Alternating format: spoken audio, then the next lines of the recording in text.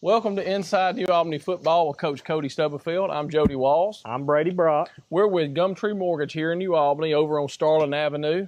We specialize in home financing needs, whether it's a purchase, a refinance, or new construction. And we're super passionate about trying to help you find the home of your dreams, help you get it financed, just like this one right here. Go Dogs. Go Dogs.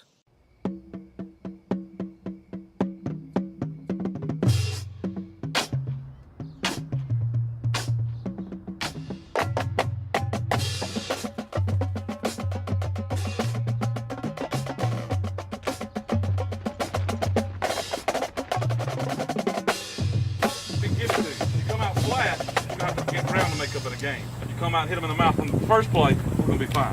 I'd like to welcome you here today for Inside New Albany Football with Coach Cody Stubblefield, brought to you today by Gumtree Mortgage, Jody Walls, and Brady Brock, and also Pam Brown State Farm. Those two guys and the ladies have done a good job. They support us every year, so we're really appreciative of what they do for us. Sure. Well, Coach, hey, best time of the year. Football coming into season, coming off a great year last year, went 7-4 last year. And actually went 7-4 with a really, really young group of kids, right? Yeah, we were definitely a young team. You know, we're excited about the finish. You always want to do better. 7-4 was a winning record. You're never satisfied with that. But it's a great time of the year, like you said. We've been working all summer really hard. Those kids are excited about it. We're right here, ready to start the season against Saltillo. Had a good jamboree last week. So a lot of anticipation. These guys are ready. They've been hitting each other a long time now. They're ready to go out and play. Well, I know one thing. When the season ended last year, you started working on this year, right? Yeah. I know you've had a busy summer. You've seen a lot of guys progress, a lot of excitement, especially, in the quarterback position. Right. We have a guy in Braden Shettles who had a great freshman year. We're building on that. What are you seeing out of him so far? Yeah, Braden's one of those guys, like we said, being a young team. He was a freshman last year, played the whole season as a freshman quarterback. He's still got 3 years left to play, so that experience he has now as a sophomore. A lot of quarterbacks don't play their sophomore season with the whole year under their belt. So that's going to be critical for him. He's going to be able to execute the offense more effectively because of that experience. So it's something we're excited about. As one season ends, like you said, the other one begins. We went into, as soon as that season ends, we got some guys that go to basketball, some guys that go to baseball, and they continue to work through those sports. But the other guys are here. They go right into the weight room, right into work, working on getting that next season. So. And then when those guys finish up basketball and baseball and they get back to us, they jump in and right immediately and start too. So, with that hard work, that dedication, that desire to be successful, there's a lot of anticipation. And that's where we're at right now. They put in the time, they put in the work. Now it's time to get to go play and have fun. Well, and I know there's a lot of excitement on the offensive side of the ball with Braden and such. And I know last week we had our jamboree over at Nettleton. Our defense kind of set the tone over there last weekend leading into the season with the jamboree, didn't they? Yeah, we're excited about those guys on defense. I think our front seven are really, really good. They've got a lot of experience there. We've got some defensive line that we think can be really, really good for us this year. Jaden Hicks, Emmanuel Tucker, Jackson Howard, those three, you'll see those guys starting, and they can get after it. Jaden Hicks' first two steps are extremely fast. Emmanuel Tucker, when he wants to turn it on, nobody can block him. And then Cheese, Jackson Howard's name, we call him Cheese, but he does a great job. He's a two-gap guy, knows that gets after it. He's an athletic big guy, and he's only a sophomore. So of those three, Jackson Howard and Emmanuel Tucker are sophomores, and Jaden Hicks is a junior. So they're all, got time to play and get better and better. And then behind those guys, there's some other guys. There's some depth there that we're excited about. You move past the defensive line, you look into the linebacking group. You've got guys like Drew Hobson and Cortland Earl that are going to lead that. Those guys have been playing football a long time. Jack Keener was there. Jack suffered a knee injury, last week, so he's going to be out for a while. But that would have been three seniors right there leading that linebacker core. With him out, Parker Skinner's going to get a lot of reps there at inside, and Zion Robinson will be that other outside linebacker for us starting. So you'll see other guys filter in there, but we're excited about those front seven. I think they got speed, strength, and can do some good things. And then we've got some experience behind those. So really excited about the defensive guys. They played well, didn't give up a whole lot. I don't think Boone got past the 50. That's something when, Coach Hammond was here last year, did a really good job for us. He's gone on. Coach Murphy has stepped up to the plate. He's going to be our DC this year. So all the pressure's on him. He's just got to keep shutting them out now, but he's doing a really good job, and so we're excited about Coach Murphy and what he's going to bring to the table. Offensively, we lost some key pieces last year, but got a lot of guys coming back. One of our big playmakers, Caleb Shaw, is back. Keelan Simpson is a running back. He's a bruiser. On Friday night, the lights are on. He's a gamer and gives it a lot of effort, and will do some good things. That offensive line, as we go on and on, is getting better and better. They're a critical part of it every year, so we're excited about seeing what they do. And that jamboree was just a taste of that, right? So, we've got guys at receiver that can make plays. We're really excited about the season. Well, I know the jamboree, we played a really good Boonville club, Yeah. and I think we beat them 28-0 in the final in the jamboree situation. Yeah, it was kind of a modified scrimmage kind of situation. We went into that. We've done it that way several years in a row. You have 6 minutes of offense, 6 minutes of defense, then you flip that and do it again, and then you do the same thing with JV and have the kicking game spread through the middle. Had some scoreboard issues, some technical issues, so we went into possessions. Us and Boonville, we all got 6 possessions. So of our 6, we scored 4, and we held Boonville scoreless with the varsity. So, they're going to be a really good team. Coach Brown does a good job with those guys, and they're going to do well. So, but we put on a good show, and I think we had a good showing, and we're excited about what we did that night. Well, I know leading in, this is going to be the first game of the year, regular season game. I know we're coming to a new division, right? Yep. Do we have any new non-conference teams that we're playing? Yeah, so the division shifted a little bit. In our division this year, there's 5 teams. Of those 5, 4 make the playoffs. It's got New Albany, New Albany, Senatobia, Bahia, North Pontotoc, and South Pontotoc. So, when we look at our schedule, we play a really tough non-division schedule. And then you go into the division, and we hopefully do well. Hopefully put together a good time. Bottom line, where we're at, we have to stay healthy. But if we can do that, we feel good about our chances and are excited about what this year can bring. Well, I know we've talked a little bit about the spring game and everything. You've also got some new faces on your coaching staff this year, don't you? I know you mentioned losing Coach Hammond. Right. Coach Hammond, Coach Channing Ward, and Taylor Good, those guys have gone on to different things. And anytime you have some change in coaching staff, it's a big critical piece to the puzzle. We've been very fortunate to have good coaches in the past, and that's something that's continued. We've got 3 new additions to our high school staff, and we're excited about every one of them. Ryan Summers is a guy, who's going to help you at the middle school, do the middle school program. He's also going to be a big help to us on the defensive side of the ball in the high school. He's going to help Coach Murphy with those linebackers, and we've done it a little bit different. He's coaching every one of those guys. In the past, we've had a guy do inside backers and a guy doing outside. Coach Kerbo is going to help him a little bit, but he's going to be primary coach for all 4 of those linebackers. So he's new, and we're excited about what he brings to the table. Been a long-time head coach at Saltillo. The next guy is Rico McDonald. Every time I talk about Rico, can't help but say, he's Delta State's all-time leading rusher. He's a guy that just down the road that everybody in Ripley knows. So, anytime we can get one of those guys, we're excited about that, and we know he's going to do a great job. He's a great human being, great coach. He's tough on kids, has a high expectation, and has done a really, really good job for us. And then last but not least, Josh Kerbo. Josh has been here. I think he was here for 4 years previously. We came into New Albany together, 5 or 6 years ago. Last year he went and kind of helped with Myrtle's program, was the head coach of Myrtle for a year. And just fortunately, he came back to us. We're excited about him coming back. Did a really good job for a year at Myrtle, and is going to do good things for us. So we're really excited about him coming back. Sure. Well, look, we're going to go to a break here, and then we're going to plan on bringing on a couple of those guys to actually sit down and talk to us tonight and tell us a little bit about how they're transitioning to New Albany and some of the things about them. So we'll take you to a break at this time, and we'll be right back with you at the New Albany Football Coaches Show with Coach Cody Stubblefield. Okay, I'd like to welcome you back to our show. We have with us Coach Rico McDonald. Coach, how's it been in New Albany so far? Been good, man. I'm enjoying my time here, getting the opportunity to work here, work with these other coaches and work with these kids. And I'm really looking forward to the season. Well, awesome. I know. Can you tell us a little bit? I think you brought your son and your family with you here, and he's enrolled in school. Tell us a little bit about your family. I got a son that's the 7th grader that's here.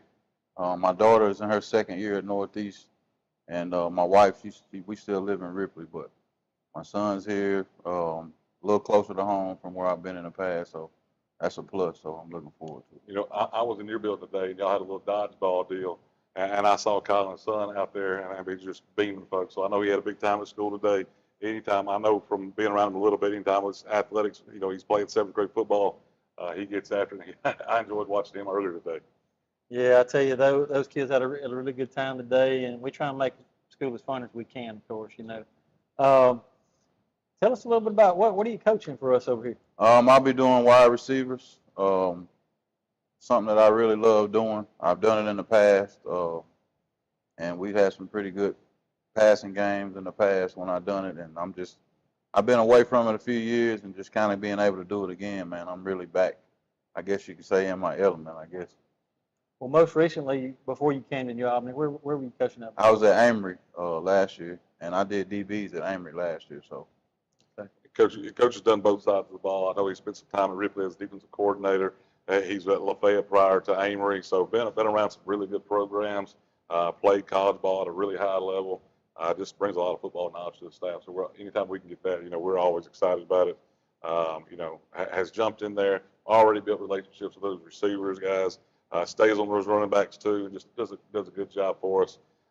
This is a low key guy, but we get him out of the field, he turns it up. So it's always fun out there. We have a good time. Well, I know the other night at the JV game when we were watching it, Coach McDonald was kind of pulling those guys over and putting an arm around them, saying, I coach them up, and everything. And, we need that out there and coaching them hard, high expectations, And I know this year everybody's excited about New Albany football. We're in a good division. We're ready to roll, and got some really, really good young talent, on both sides of the ball, and got some veteran leadership too that's doing things the right way. Yeah, I think we've got a pretty good mix, and receivers the same way. There's some guys that have been there, and then some young guys coming up that we're excited about. Caleb Shaw is, again, he's a guy that is going to be a big play guy for us. Caleb Shumpert's got some guys, got some offers there to do some good things. Any of those guys you want to talk about, Bracken, whatever? Just the group as a whole. I think as a whole, they're a close group, and they all kind of work together. And I'm really enjoying working with them and just they filling me out just as well as I'm filling them out. But I'm looking forward to doing some good things with these guys this year. Jeb Boland's another guy. Jeb's just a scrappy, tough guy. I think one of our guys that runs really good routes, and I know that he's going to be a big part of it too. So all those guys. But anytime we run a spread offense, those guys are going to roll in, roll out. So he gets to coach a lot of them. Well, Coach, we're very excited to have you on the show tonight. Appreciate you taking time to come by and see us, and we look forward to seeing you on the sidelines Friday. Man, I appreciate you having me. You look good in that maroon too, man. I know it. Hey, we'll be right back with another member of our coaching staff in just a moment. Okay, I'd like to welcome you back to Inside New Albany Football with Coach Cody Stubblefield. We have another member of his staff, Coach Ryan Summers. Welcome to the show. Thank you. We were looking for another assistant guy, somebody that potentially could run the middle school program. Coach Murphy had some experience with Coach Summers. I know when I was at Tupelo with Coach Hammond, we talked about Coach Summers a lot. You were at Saltillo at the time when that was. So had the opportunity to start looking around. Coach Summers expressed some interest after talking with him and Coach Murphy and whatnot. Kind of everything fell into place. Coach Summers is going to not only do the middle school program, but he's also going to help us with linebackers. So really excited. Anytime you get guys that have had head coaching experience, that have done that, have coached it for a long time, got plenty of experience, that's a big asset to any football program. Well, Coach, tell us a little bit about where you've been coaching and all. I know, tell our viewers they want to know a little bit about our coaching staff. Well, this is 28th season that I get to coach. I told you had experience. Yeah. I have been in a lot of different places in Northeast Mississippi, Corinth for the longest, Pontotoc a couple of times, Amory as the defense coordinator there. Pat Bird called me and became the DC at Saltillo, and then when he left, I was the head coach there for 4 years. Last year, I was back at Corinth for a season, and then Kendall called me about Christmas time and asked if I was interested in that, and my family had stayed in Saltillo, so I was driving back and forth, and this was a lot closer, and when I came over here and talked to Cody and you, I knew that this was the place I wanted to be. Well, I know it's very exciting to see the experience and you bringing, kind of putting pieces of the puzzle together, right, Coach Stubblefield? Yeah. Kind of figuring out the right fit and the right people in the right position to really coach up our kids, especially top to bottom. It starts down there in 7th and 8th grade, building your program, and you're just now kind of reaping the rewards of all that, your hard work the last few years. Well, any program is only as strong as those coaches, that group of guys. And I'm very fortunate to have a really strong group of coaches that coach with us. And not only that, but a great group of men that are leading guys, and trying to, we want every one of those guys in that locker room to be better men one day. And so they get that, they know that, understand that, and help with that. And then other than that, we spend a lot of time together. Anytime you're in football season, you're going to be down there at that field house, game planning, washing clothes, doing all kind of different things. And so we got a group of guys that we enjoy spending time with, that goof off, that play around, and have fun being around each other too. So as much working as going in and goes into the football program, again, you need to be around guys that you enjoy working with. Well, no doubt, and chemistry within that staff is essential for you to reach your full potential. Coach, what are you going to be coaching for the high school? I know you're our head junior high coach, right? Right. What are you going to be doing over at the high school? I'm going to be coaching the linebackers. I'll have the inside and outside linebackers, and it is a fun group to coach. Got a lot of experience. They're very coachable young guys, and I've enjoyed every minute of it. Coach, tell us a little bit about some of those guys. I know we talked about Drew Hobson earlier, Jack Kenner, but just talk about a few of those guys. Those guys. Drew is the motor. He's a nonstop energy guy. Drew loves playing football, right? He loves playing football. Loves contact too, doesn't he? Loves contact, which is, I love linebackers that like to hit. Zion Robinson. Zion. He's a tremendous athlete back there. Parker had to kind of step in after Jack got hurt, and has done a tremendous job there. And both those guys played a lot last year. Parker, we had an injury that Drew was out for a while. Parker came in, played a good bit as a freshman. Zion played a lot of different positions last year. So those are young guys, but they've got some experience, and hopefully that obviously leads to them being better this season. Yeah, and you have Cortland Earl on one side, and his experience and his length makes it really, really fun to coach. And Cortland's another guy. Cortland played safety for us last year. He's not at safety anymore. He's rolled down, going to play that outside linebacker. Does some of the same things, but he's going to be closer to the box, obviously. Right. And I think he's going to do a good job for us there. I think he's going to do great.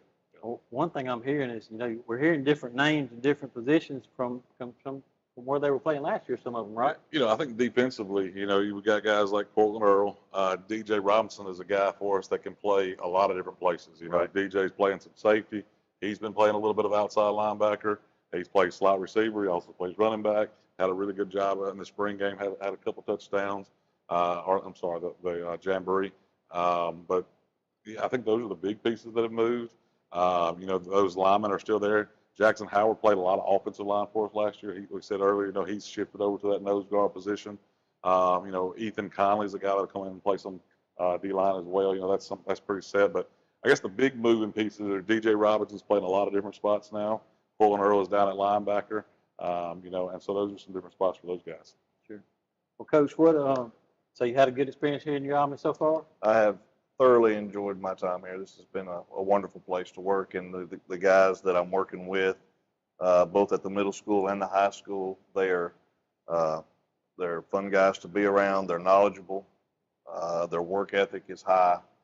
Their character's high, and when you're around men like that, it makes the job fun, makes the job easy, and it makes you enjoy what you're doing. Coach, talk about the middle school for a second. 8th grade wise, I know we've got some really good skilled guys wise there. Cam Ray, Scooter, some of those guys. Talk a little bit about the 8th grade first. The 8th grade has a lot of talent. We kind of ran into a very large Pontotoc team Monday night. We'll rebound on that Monday. Pontotoc's had a couple of years. Last year's 8th grade team was really good. They're playing JV and 9th grade football. And that 8th grade, they were a good group too. The coaches I talked to said these are the two best classes they've had come through back to back. Well, they're also, they've moved up classification in size too. Pontotoc had. Yeah, they're in 5A. They're playing in some of those schools. Yeah. So the 8th grade, lots of talent, lots of speed. Got a few linemen in there as well. They're a lot of fun to coach. It's been a while since I've coached junior high kids, so I'm having to kind of readjust how they work. But they're fun to be around. There's a lot of camaraderie in the locker room. In junior high, my experience, they're like a sponge. They're soaking it up, Yeah, they and soak that up is everything. that's always fun. When you're out there coaching it, even though you may have to tell them a few more times, right? They're definitely soaking it up, and that junior high is definitely the foundation of any program.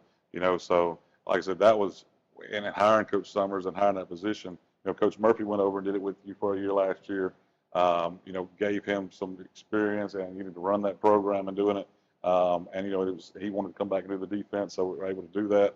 But it is a critical position, from experience of being a head coach, to how critical that middle school program is year in and year out. Yeah, if you have the right person in your middle school feeding to your high school, there's no transition period really. Right. They just move right on and mature and do the same things.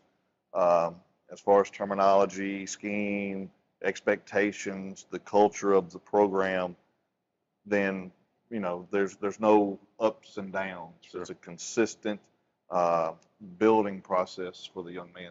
Yeah, Coach, I know we're glad to have you. I mean, I'm glad you took the job, obviously, and you're here. I think the fact that you're involved in both programs is going to pay dividends for us down the road. I know we appreciate you, and I know you're doing a great job with those linebackers and the middle school. And just excited about his group, the middle school, and where we're headed as a football program. No doubt. Well, Coach, thank you for stopping by for our show tonight, and we'll take it to a break at this time. I'd like to welcome you back to our show. Coach, welcome back. Thank you. Excited to be back. Josh was here. 6 years ago, I think we started here at the same time. I came in, became the head coach. He helped with both programs at that point, did junior high and high school. Also did softball. A year later, I think became the head softball coach. Has coached baseball, softball, soccer, football, a little bit of everything, right? Ooh, go back through what all you've coached in your career. Well, you hit it all except for I did track first couple of years at Horn Lake and first couple of years at Lewisburg. I did some track as well. So, well, and Coach Kerbo, like I said, we spent, 4 years together. Coach Kerbo did a tremendous job for us early on, and it was just a lot of fun to be around. Obviously, like we talked about earlier about the camaraderie of the staff and how much time we spend together, and just wanting a group of guys that are good men that filters out into those guys and those boys in the locker room, and then spending time together. But had the opportunity to bring Coach Kerbo back, and we jumped on as quickly as we could. And so just glad you're back, Coach. And, we're excited about it, Mr. Henry. Well, and it's the thing.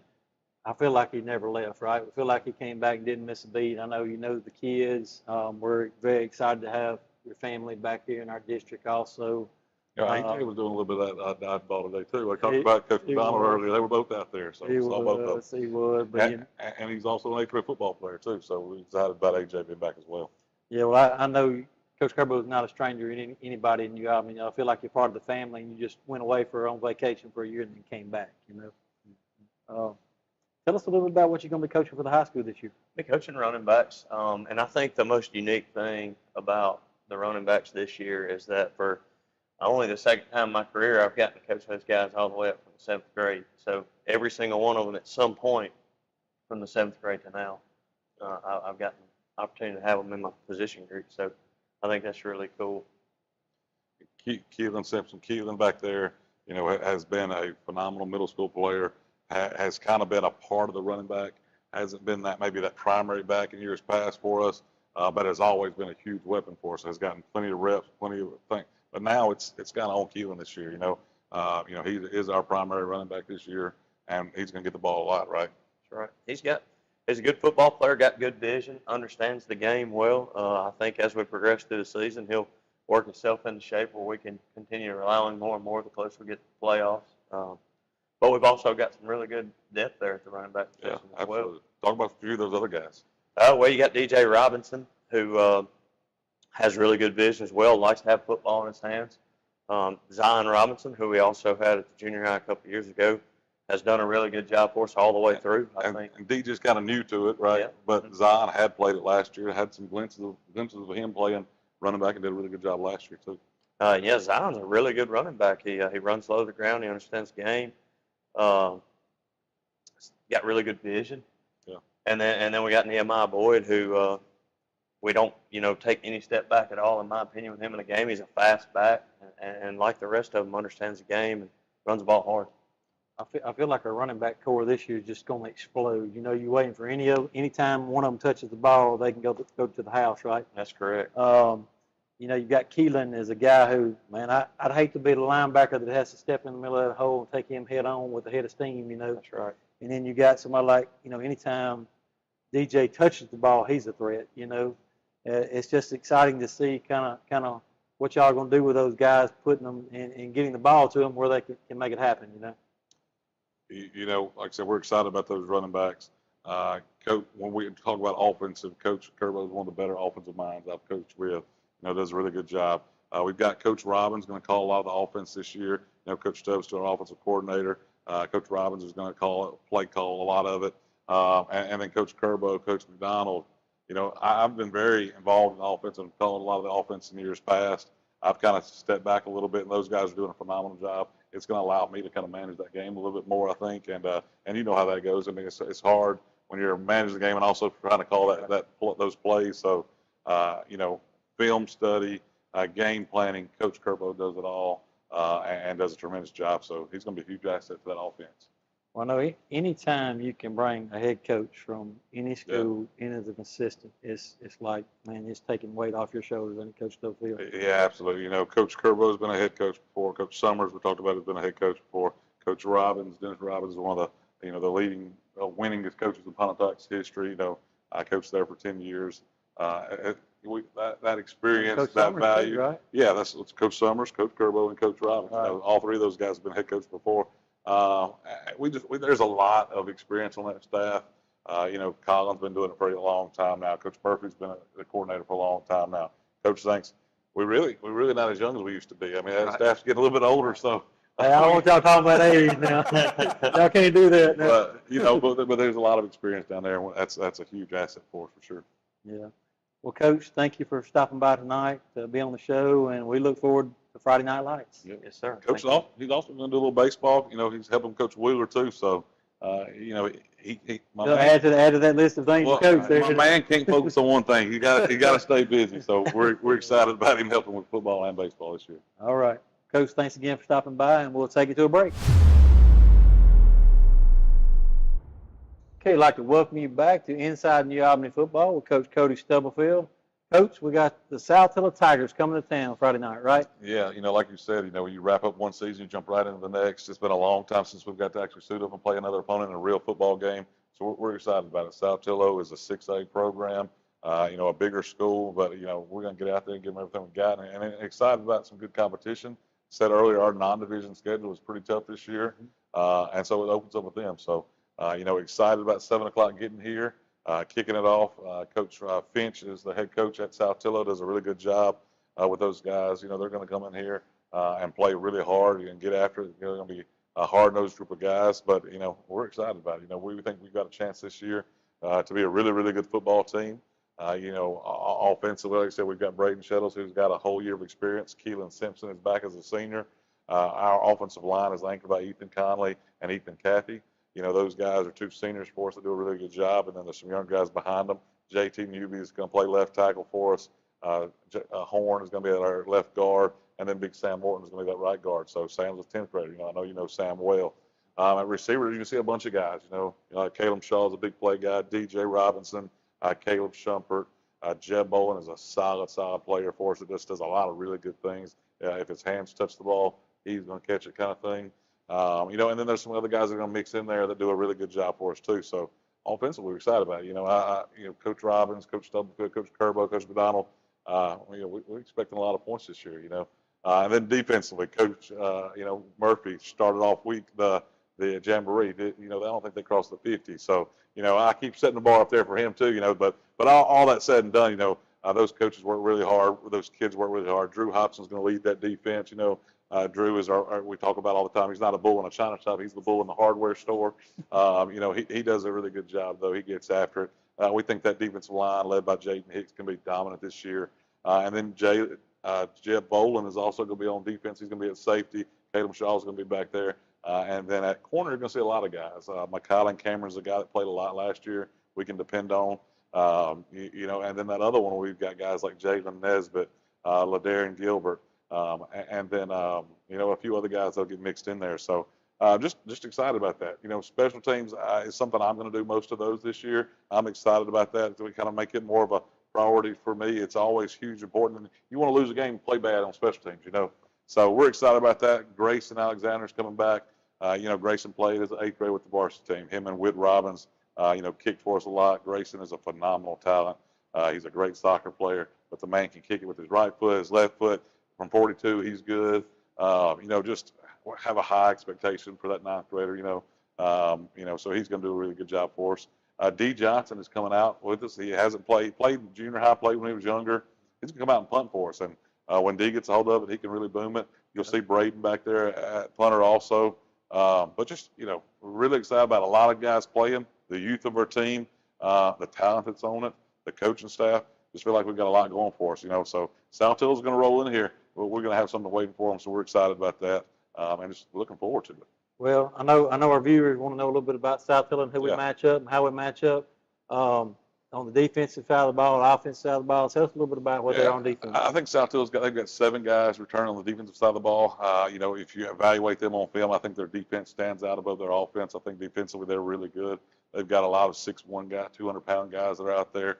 That are flying to the football. They're doing a good job. I think we might outmatch them some skill positions.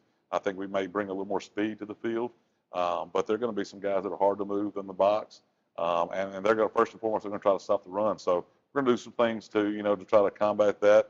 We're still always going to try to run the football, but one of our strengths is getting the ball on the edge with some of that speed, whether it's in screen game or passing downfield. And like I said, we've got a really good quarterback and some receivers that we think can do that. So that's always exciting. Offensively, they're pretty big up front. They've got a mobile quarterback that's going to try to run the ball. And the Jamboree versus Pontotoc, they played. There wasn't any offensive touchdowns in the game. I think the score was 12-0. Pontotoc had a pick 6, a field goal, and I think a safety. So didn't have a whole lot of offense. And that's kind of typical a lot of times, as offense. It takes a little bit longer for that offense to get going. But I know, like I said, Coach Finch is going to do a good job. They're going to win a lot of games this year. And I think from an offensive standpoint, that quarterback that they've got, when he gets on the edge, he can run pretty well. So there's certainly some guys that we've got to pay attention to and going to have to make sure we hone in on. Well, can you tell our fans out there who are some of their numbers to watch? Yeah, the quarterback's number 9. Like I said, he's a really good player. They've got a special receiver out there. Their safety's a 3-star kid. So that safety's a guy that we're going to have to know where he's at. We got a couple of big, powerful running backs, 3 and 5. Number 5, went and watched them last year play Nettleton and was really impressed with number 5 at the running back position. Just a hard runner and hard to bring down. He's going to play receiver and running back, so he's a guy that they'll move around. So they've certainly got weapons, right? Some big size guys that run the ball effectively. Any football game just about is matched up when you control the line of scrimmage. I think it's going to be critical for us both on the offensive side and the defensive side to see who wins that battle. Because honestly, I think whoever wins that controls the line of scrimmage Friday night, I think they'll probably come out on top. Well, and I know Coach Colin Stubblefield has been coaching his guys up in the trenches pretty heavy, right? Yeah, Collins does a really good job of the offense. This is his 6th year now, too. Played at Delta State, was an All-American there. Coached at Pontotoc, had a lot of success at Pontotoc. You were the principal there at the time. It does a really good job. Brings a toughness and a mental edge to our guys. If they screw up, he's on them, and he's on them hard. So. And with that comes a love that those guys are going to run through a brick wall for us. So does a tremendous job coaching the offensive line. On the other side, the defensive side, we knew losing Coach Ward that we would have a gap there. And some of the transition of the coaches, Coach Sanks did do the linebackers last year, or he did outside linebackers. This year he's doing those defensive linemen. And we really think those defensive linemen can be difference makers for us this year. Jaden Hicks, Emmanuel Tucker, Jackson Howard, and some other guys that roll in with them. Ethan Conley will come over there and be a two-way guy. But those guys are special players, and Coach Sanks is coaching them up as well. Well, hearing you say a big up front Saltillo group, right? That's really going to challenge our defensive front there. Well, and I think that goes back to Coach Finch. His first and foremost, he's the defense he's in. He's trying to stop the run. He's going to load the box, keep as many guys in the box as he possibly can, which presents opportunities in the passing game and whatnot. So that's where I know Coach Robbins and Coach Stubblefield, those guys are going to look at that, see that. Anytime you're running a spread offense, you're trying to spread the field, manipulate the defense, and find out where some weaknesses are. So that's things we've been working on all week. So we're going to spread the ball around. we're going to make sure we get a hat on the offensive line. And then, like I said, we've got Keelan Simpson, a big running back there that can pound it too. So I feel good about it. Well, I know there's a lot of excitement this year around New Albany football. Yeah. We can't wait to kind of get the ball rolling and show what we've got out there coming up. Well, there's not a better place to live. It's a great place. It's a great school district. And our hope is that year in and year out, we get better and better and the expectations build.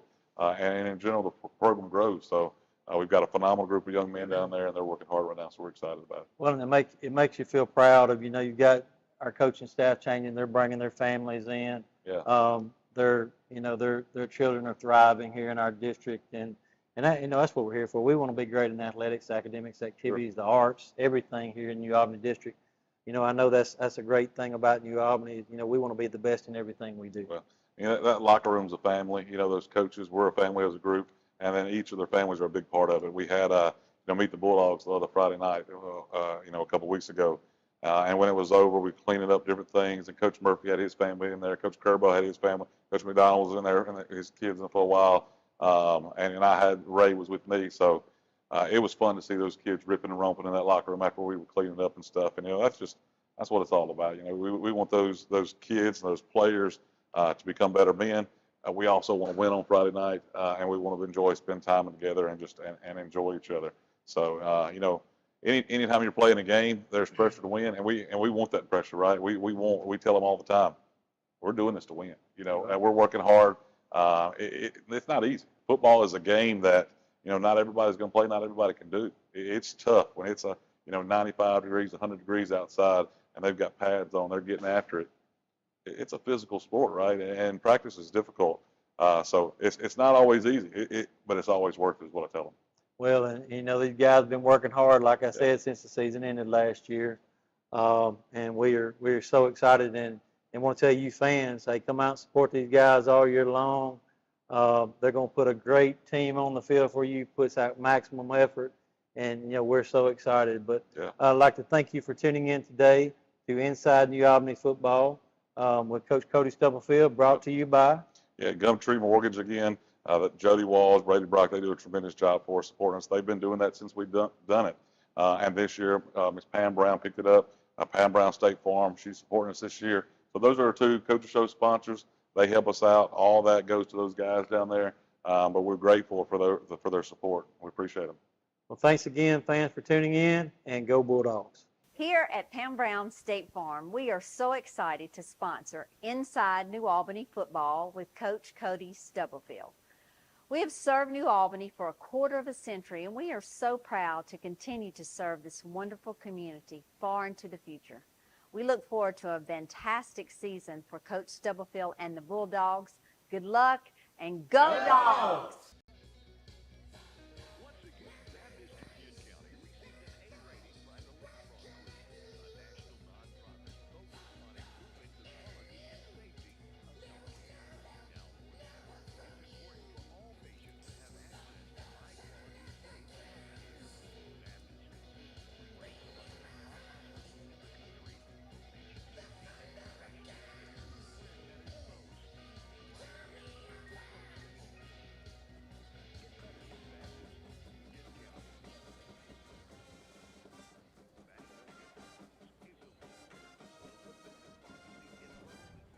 Our captains are meeting midfield tonight for the visiting Saltillo Tigers. Number 9, Ryan Scott. Number 73, C.J. Beasley. For your New Albany Bulldogs, number 52, Ethan Conley. Number 49, Drew Hobson. Number 18, Cortland Earl. And number 65, Ethan Cathy.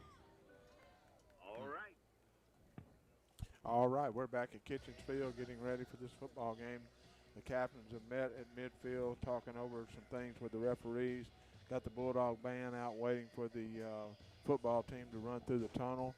The captains tonight for the New Albany Bulldogs are number 52, Ethan Conley, number 49, Drew Hobson, number 18, Cortland Earl, and number 65, Ethan Cathy.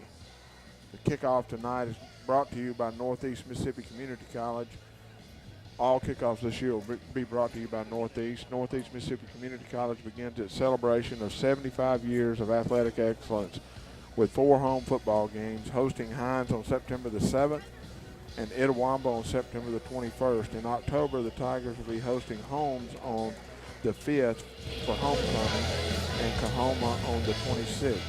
Visit www.nemccathletics.com. And Bulldogs for a 1-point complete toss, and they have schedule. deferred You can also tonight. watch Northeast football all season on nemccctv.com. See if we can get Paul Henry down there on the sideline. See if we can get some field conditions updates there, Paul. Got any updates for us down there, buddy? Well, it's definitely it's definitely pretty warm for sure. But it has cooled down a good bit since the last 30 minutes or so. So I think about kickoff we'll be good to go and really have a great night of football. Yeah, starting to get some shadows on the sideline or on the field there tonight. Looks like Saltillo's bringing their team onto the field. Got a good crowd over there from Saltillo as well. Bulldogs still waiting to come out of the dressing room. So we're about ready to get a barn burner started here, guys. Yeah, I'm ready for it. The captains are through with meeting with the refereeing crew. The Bulldogs did win the toss. They deferred to the second half, so Saltillo will get the football first, and we'll get to see this defense right out of the get-go. Well, like I say, Keith, the coach is very excited about some of the guys that are going to be playing on there. Excited about some of the new coaches he's got coming in to coach on the defensive side. We've got a coach and actually a former coach at Saltillo that's coming to be a part of this crew this year. So he's excited to be here. Ryan Sumner, he's got several years of head coaching experience as well. So good to have him. Also got Josh Kerbo. He's got some head coaching experience on the sideline as well. So a lot of guys with some head coaching experience out there, and that's always a plus. I want to remind everybody you can listen to the ball game obviously on WNAU, WNAU.com, streaming on WNAU.com. Go to YouTube, New Albany High School, and select football. That's being brought to you by Chris Russell in the journalism department tonight. Jim and account, Perez on the cameras, Joseph Smithy, Cooper Dodge, all working with the journalism department, always do a good job. So you got a variety of ways to listen and watch the football game. We're going to take a 60-second break, and we're going to be back with the opening kickoff here from New Albany High School. Back in 60.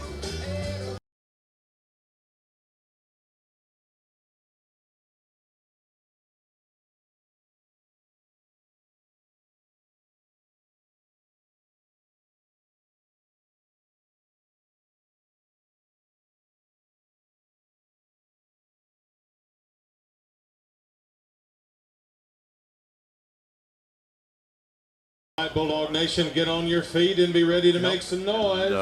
Running back number 3, KJ Robbins.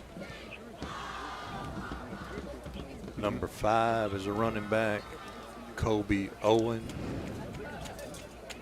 And he'll also play receiver as well. Those are the only ones that I could get from Cody, but he also plays receiver as well.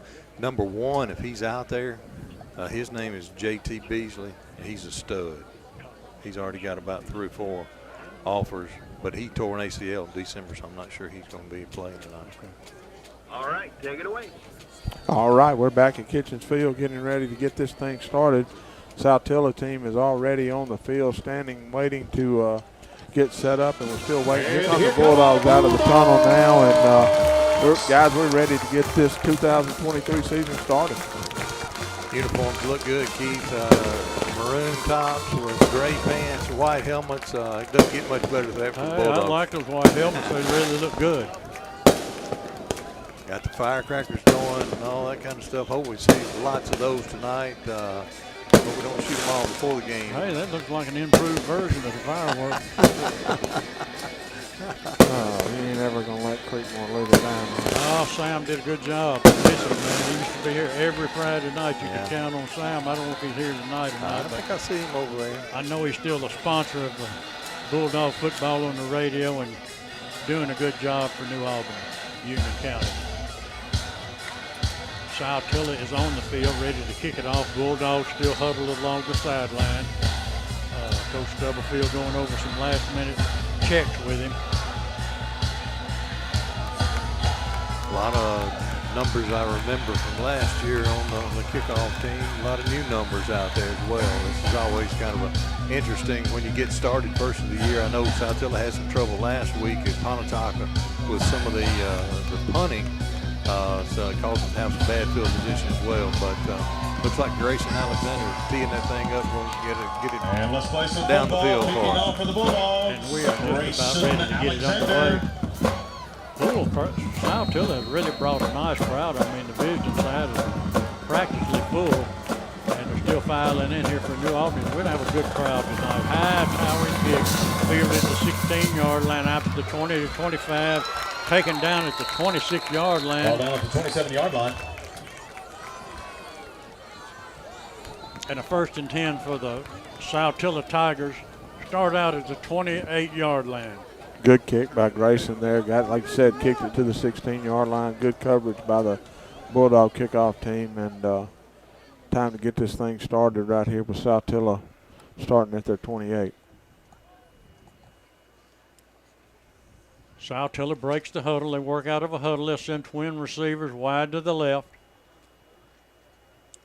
Work with a lone running back kind of in a pistol formation right behind the quarterback. Turns and hands it off straight ahead, gets it outside a little bit, picks up 1 yard on it. That'll be all he'll pick up. It'll bring up 2nd down and 9. Good job that time by the defensive front. We talked about them a lot in the pregame, and they did a really good job of getting penetration, made the running back for Saltillo kick it to the outside, and good job of pursuit. 2nd and 9 for the Bulldogs, just underway from New Albany High School. As Beasley works at quarterback for the Saltillo Tigers. Brings the man in motion right to left. Fakes it to him, keeps it himself back on some misdirection. Picks up some yardage. He's going to be close to a 1st down. Number 11, Cameron from the Bulldogs, came up and made the stop. But the Bulldogs went with a motion man, and good job by Cameron staying home. Yeah, that was a really good play by Saltillo there, and Cameron, had Cameron not made the play, he might have taken it the distance. There just wasn't anybody else over there. Good fake by Saltillo.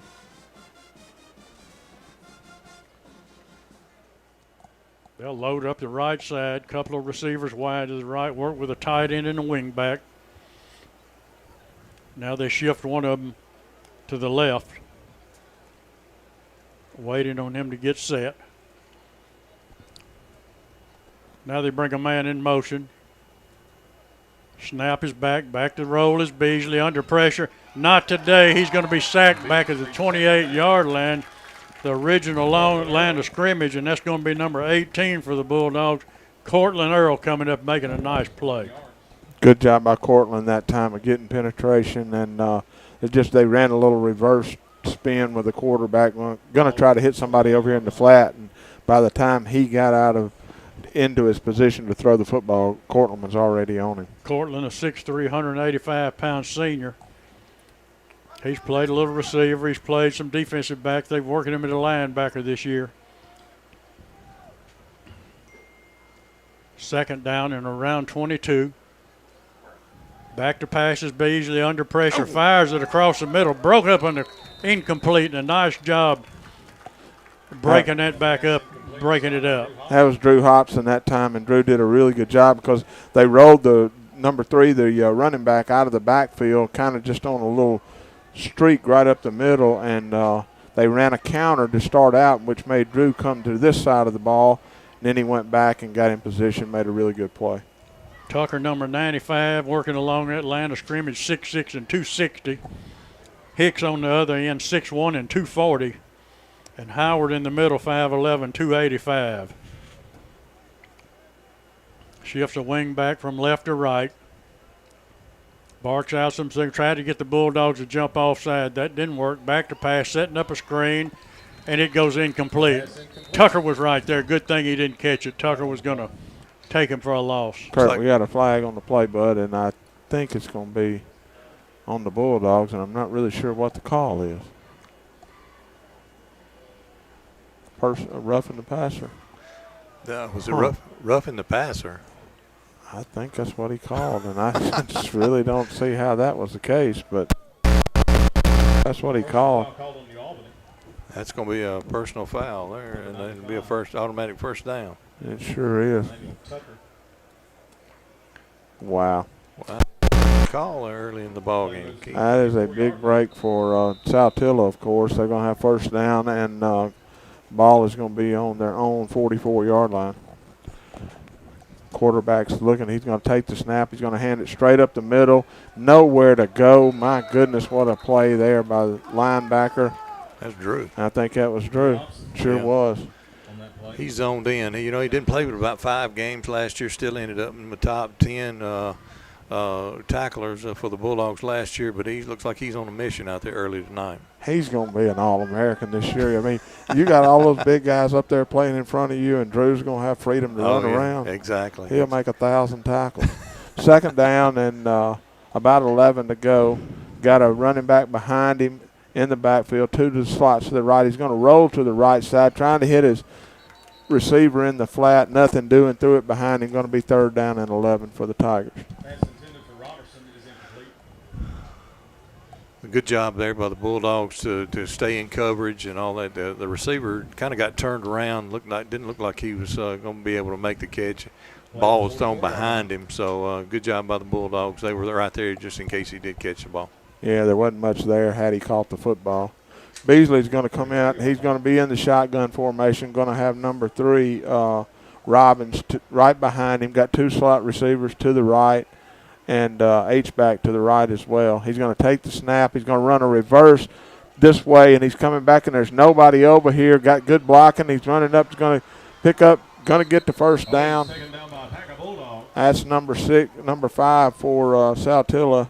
That's going to be Owens, and really good play right there. Caught the Bulldogs being aggressive, ran a reverse, and able to pick up the first down on 3rd and long. Misdirection giving Bulldogs a little bit of trouble, it seems like, Keith. Yeah, it is, and they're playing aggressive, obviously. They're excited. First game of the season, and they've caught them a couple of times with that. Well, I know we played the scrimmage game last week against Boonville. Boonville didn't make it past the 50-yard line, so Saltillo has at least made it past the 50 tonight. 1st and 10 for the Tigers at the 45-yard line. Beasley taken down, fumbles the football, picked up by a Bulldog at the 30, at the 20, at the 10. Touchdown, Bulldogs. What I'm talking about. If I'm not mistaken, DJ made the hit on the quarterback and recovered it. You got it right, Keith. DJ came from the right side and hit the quarterback in the back, and they popped the ball out, and then DJ scooped it up and took it for a touchdown. Wow. Well, a lot of talk about our defense. We were all excited about it, and they give up a couple of plays on the misdirection and make a huge play right there to get the first points of the season. Well, we talked to Coach Stubblefield before the game about the defense, and the defense is showing up big time. Bulldogs are going to run a little trickery here, and Simpson goes straight ahead, takes a direct snap, takes it straight ahead. Gave it to him. 2-point conversion's good. Bulldogs go up 8-0. Back in 60 seconds.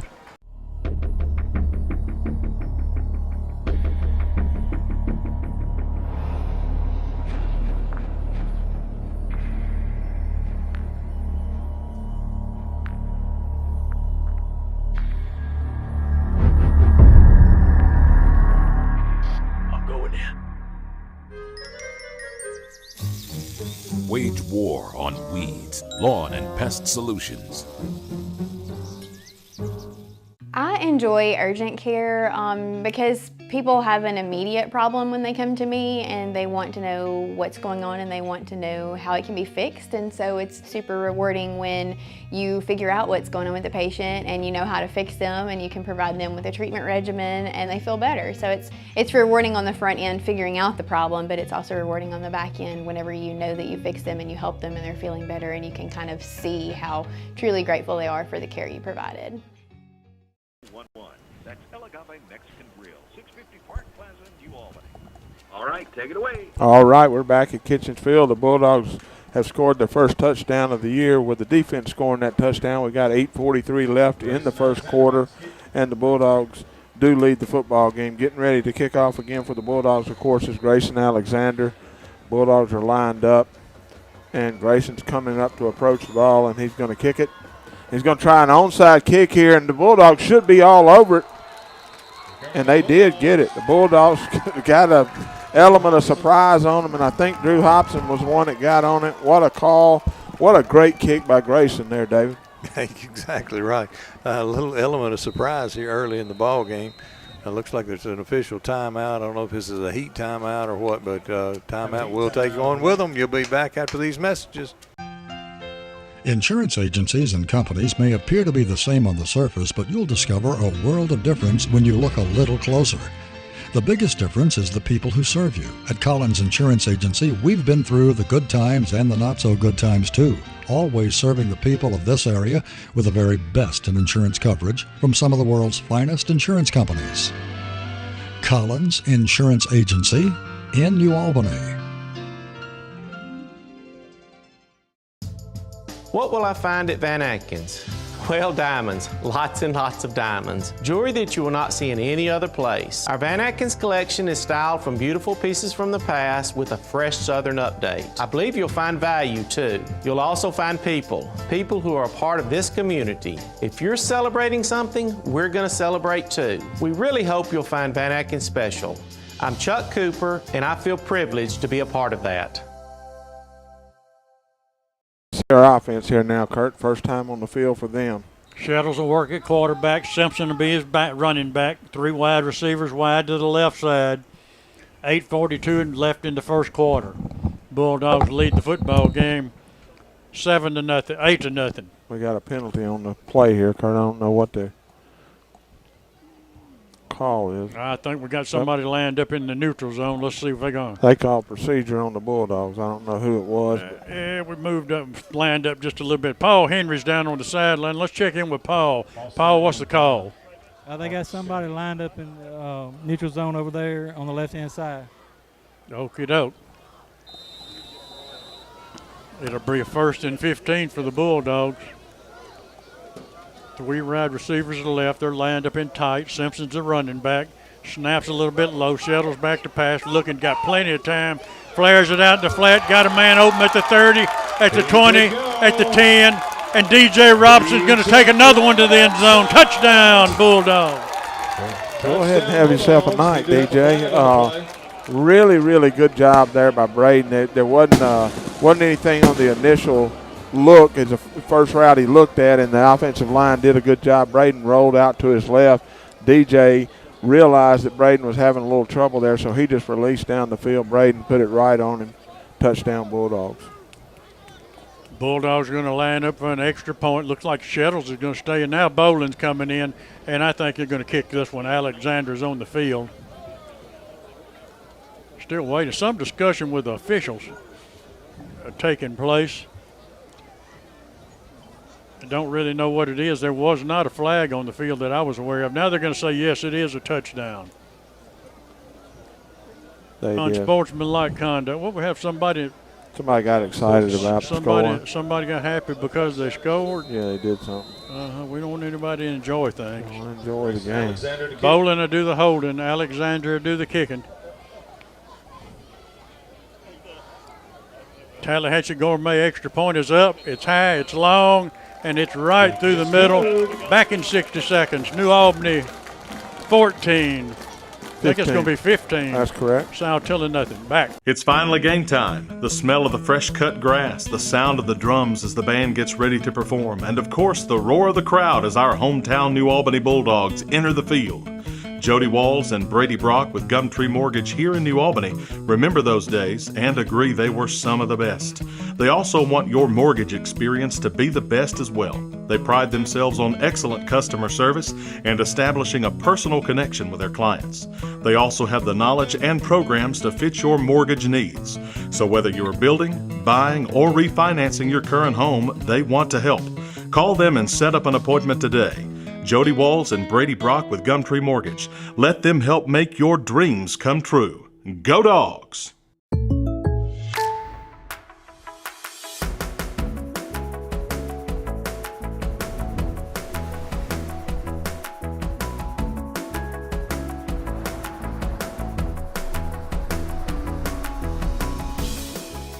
The State Farm Personal Price Plan helps you create an affordable price just for you. Contact local agent Pam Brown for your personal price plan today.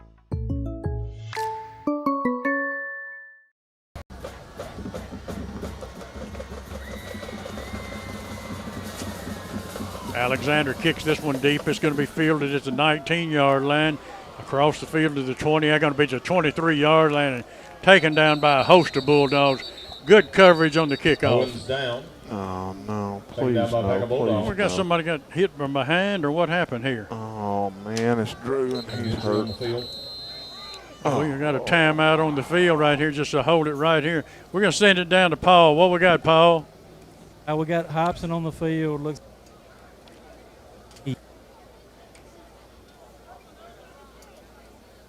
Well, we got a timeout on the field. What we got, Hobson is down. The coaches and trainers are looking at him. Well, we've got a time stoppage of play. We're going to send it back to the station. Back in 60 seconds.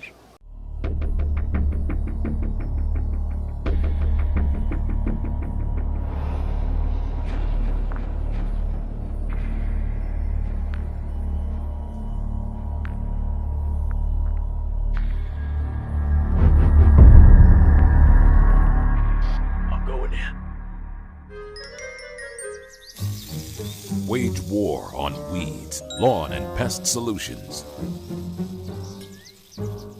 I enjoy urgent care because people have an immediate problem when they come to me and they want to know what's going on and they want to know how it can be fixed. And so it's super rewarding when you figure out what's going on with the patient and you know how to fix them and you can provide them with a treatment regimen and they feel better. So it's rewarding on the front end figuring out the problem, but it's also rewarding on the back end whenever you know that you fix them and you help them and they're feeling better and you can kind of see how truly grateful they are for the care you provided. Senior linebacker, and all we can hope is that he's going to be okay and they can just maybe twisted his knee a little bit or something, but obviously don't want him to be hurt, but we obviously don't need to lose somebody of his quality player. We already are missing Jack Keener at the linebacker position, so just hope and pray that everything's okay with Drew. I did not see any contact on the play. There might have been some, but I didn't see it. Nevertheless, Saltillo hands it straight ahead, nowhere to go. He's going to get the line of scrimmage, and that's going to be all. He's going to stay on his feet. That's a mistake. Better off to get on the ground running against this forward wall of the Bulldogs. No gain, going to lose 1, 2nd and 11. You said it, Kurt. There just wasn't anything there. The defensive line for New Albany is just winning at the line of scrimmage, and right now with Drew coming out, excuse me, it looks like Skinner was in there starting anyway, and I think number 25 for the Bulldogs is in there, Pipkin. So got a replacement in there. Saltillo's getting ready to take the snap here, and we got takes the snap, going to hand the ball right up the middle, and just nothing there. Tucker and Hicks, I think, meet. Benson taken down again. It may have been Cortland Earl, I believe it was. But good job again by the defensive front wall. Going to bring up 3rd down and about 13 yards to go. I think what they've done is move Zion Robinson in at linebacker number 25, Keith, if I'm not mistaken. Of course, y'all heard me talking about Zion last year. I still think he's going to be a good running back for the Bulldogs. But if I'm not mistaken, that's him in there has come in as a linebacker. No, you're correct. That is exactly who it is. I thought it was 26, and that was his number. Saltillo rolls to his left. He looks in the flats. He completes it at the 24-yard line. Fumbled the ball again out of bounds. We'll see where they're going to mark it. He might have got back the original line of scrimmage. Might have got a yard out of it. Complete to Robertson. Fumble. Looked like it's going to be 4th down at about 9. Paul Henry, we're going to see if we communicate with him. And looks like this defense of the Bulldogs has really come to play.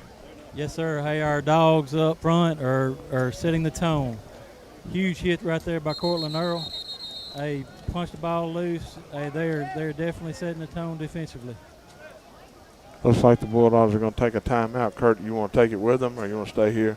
Yeah, we're going to take it, send it back to the station. The Bulldogs, 6 minutes, 57 seconds left in the first quarter. Bulldogs lead 15-0. Insurance agencies and companies may appear to be the same on the surface, but you'll discover a world of difference when you look a little closer.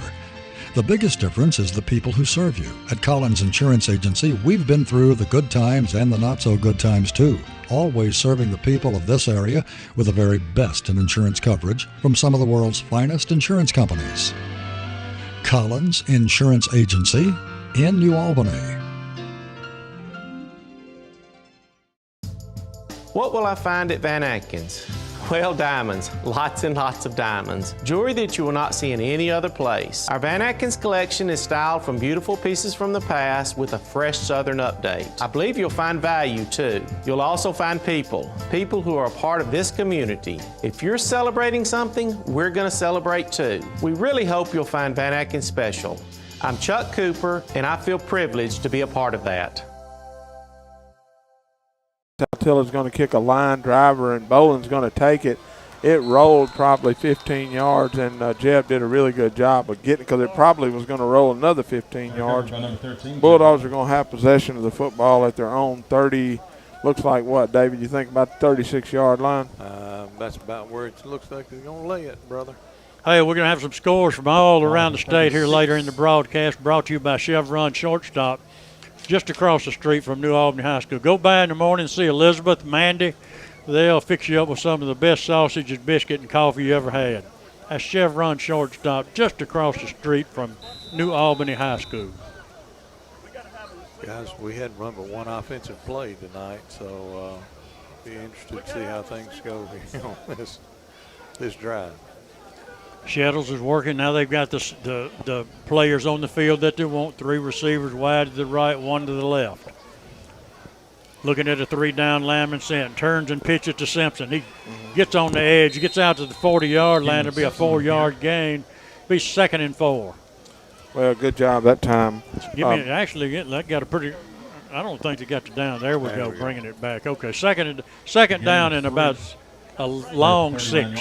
Give him 4 yards on it.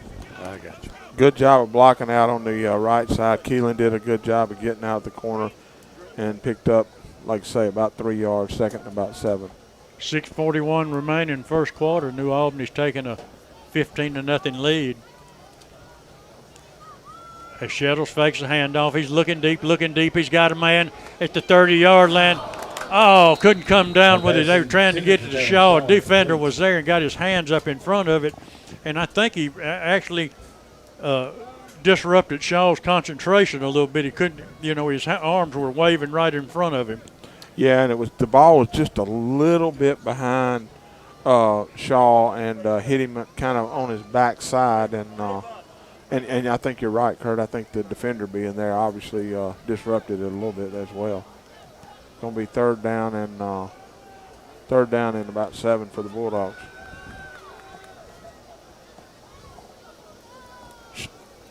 Going to hand it off up the middle, and oh my goodness, Keelan got tripped up right as he was about to make a cut that would have picked up the first down, and Braden had handed him the ball, and the hole developed, and he just tripped over, I think, one of his own guys' feet.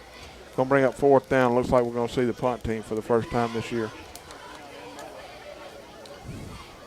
D. Johnson is punting for the Bulldogs. The senior, a left-footed punter. Yes, sir. It'll be marked at the 41-yard line in Bulldog territory.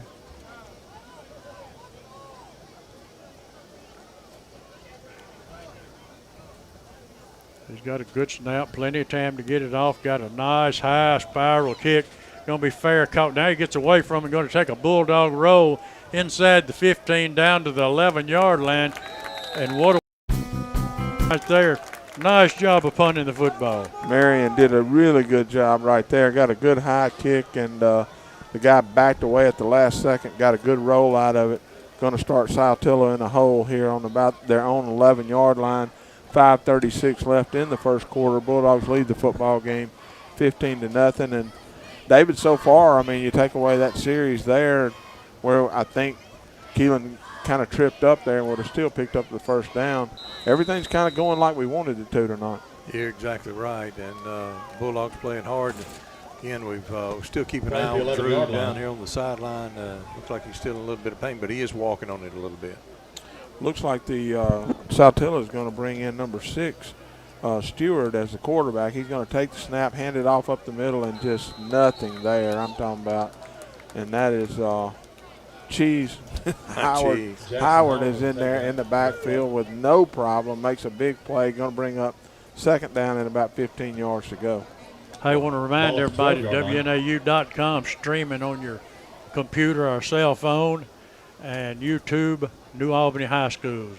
Brought to you by the New Albany Journalism Department. Chris Russell and his crew is always doing a good job. Kurt, that's number 2 for Saltillo. Timmons is the quarterback. He's got 2 to the right. He's going to swing it out to the right side. And what a defensive play right there by number 11, Cameron, for the Bulldogs. Yeah. Take down by McCollum Cameron. Wow. Boy, he read it perfect, didn't he? He sure did, and they're going the opposite way that Saltillo wants to go for sure. They're back inside their own 5-yard line, third down and probably about 17 yards to go. What number is that they caught the ball, Keith? Oh, David, I couldn't tell. It was, hold on. It's going to be one of these. 10 or 12. It's going to be 10 or 12, David. I'm not sure, buddy. We'll give it to 10. Again, we got Timmons in at quarterback. He's lined up, got a running back behind him. He's going to take the snap, fake the day. He's looking up the middle. There's nothing there. Bulldogs are all over him. And are we going to have a safety? Yes, sir, we are. Good job, defense. Bulldogs lead the football game 7-0. 17-0. I'm sorry. What do you think about that, Kurt? I'll tell you what. That's just kind of what we've been hearing all summer and all the fall camp. Is somebody's not going to be able to stand back there and just take all day to think about throwing the football. I mean, 4:09 left in the first we talked about it in the pregame show, and we're 17-0. probably going to talk about it for the next 10 weeks, 12 weeks, whatever. These 3 guys up front can really play some football, and they're just going to disrupt people's offense. Well, they definitely are. So far tonight, it looks like they definitely are going to do that a lot, and I'm just hoping that Drew is okay. Again, I mentioned earlier that Jack was out with a knee injury himself, and those are our 2 starting linebackers. And so far, the other guys, Skinner and Robinson, are obviously doing a really good job as well, but I love the way Drew plays, and he's a senior, and I just hope that he's okay and can continue to be a part of this team this year. And see, as you said earlier, we lost our other linebacker to a knee injury last week in practice. That's Keener, and so that's 2 of our 2 starting inside linebackers down at the moment. And I think there's some hope Jack would come back, isn't it, Kurt? I hope so. I talked to his dad about it. I think he had surgery yesterday if something hadn't changed. But we know he's going to be with us, and hopefully he's going to have a full recovery. Kingsley kicking for Saltillo. Saltillo is going to kick off on the safety, and Bulldogs are going to take it. That's going to be Shaw taking it at the 25-yard line, going right up the middle of the field, cuts to the outside. Saltillo, number 4 for Saltillo, brings him down about the 48-yard line. 1st and 10 for the Bulldogs. But as you said, we were talking about the linebacker issue there. Skinner's a 10th grader, but he played a lot of football last year. He's a good football player, and you take him and Zion in there at linebacker, I'm just going to tell you, not that much of a drop-off. Those 2 guys can play football. Oh, there's no question about it. They can play, and I didn't realize last year I was watching, and Zion obviously played some running back last year, and we had high hopes for him there too. And Skinner, I remember Skinner playing and thinking, wow, he's a freshman. So he's a sophomore this year, so future is bright at linebacker for sure. And Bulldogs lead this football game 17-0. 4 minutes left in the first quarter, and so far so good. No doubt about it. Couldn't have asked for a first quarter to go much better than this. Of course, the Bulldogs, 0 mistakes. Haven't had run a lot of offensive plays because they've all been big plays. We've got some explosive guys on this football team. You think you're just going to come up and stop one of them. You got about 4 or 5 guys you got to contend with here.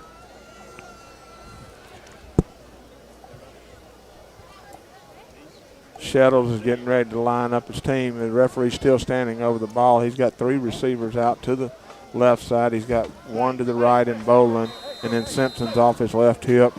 Bulldog offensive line Conley gets his hand on the football.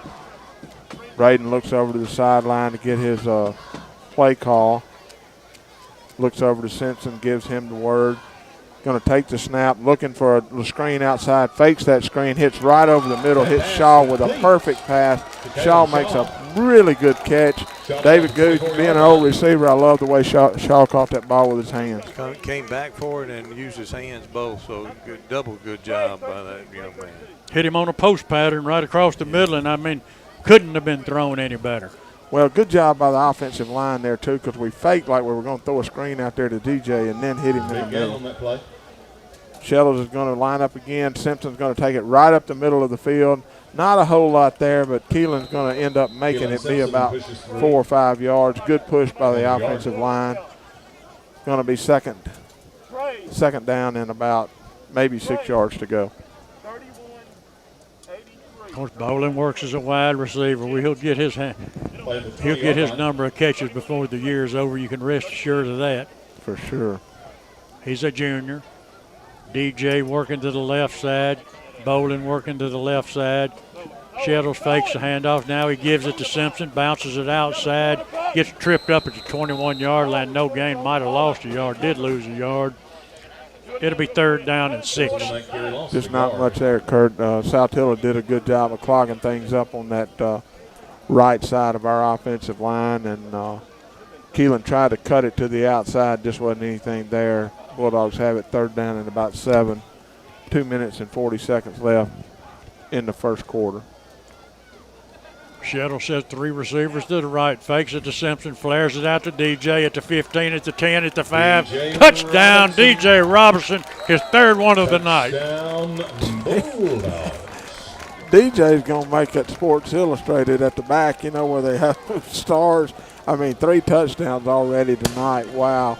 Great pass by Braden there. Great route by DJ. He just ran a little flare route outside, and the other receivers on that side did their job of taking the defenders down the field. And, Kurt, there just wasn't anybody over there. No, sir. Alexander on for the extra point. Jeb Bolin does the holding. As you remember, Alexander and Witt Robbins went about 29 straight last year. And that's the second one straight this year as Alexander puts it right through the middle. New Albany 24, Saltillo nothing. 2:32 remaining first quarter, back in 60 seconds. It's finally game time. The smell of the fresh cut grass, the sound of the drums as the band gets ready to perform, and of course the roar of the crowd as our hometown New Albany Bulldogs enter the field. Jody Walls and Brady Brock with Gumtree Mortgage here in New Albany remember those days and agree they were some of the best. They also want your mortgage experience to be the best as well. They pride themselves on excellent customer service and establishing a personal connection with their clients. They also have the knowledge and programs to fit your mortgage needs. So whether you're building, buying, or refinancing your current home, they want to help. Call them and set up an appointment today. Jody Walls and Brady Brock with Gumtree Mortgage. Let them help make your dreams come true. Go Dogs!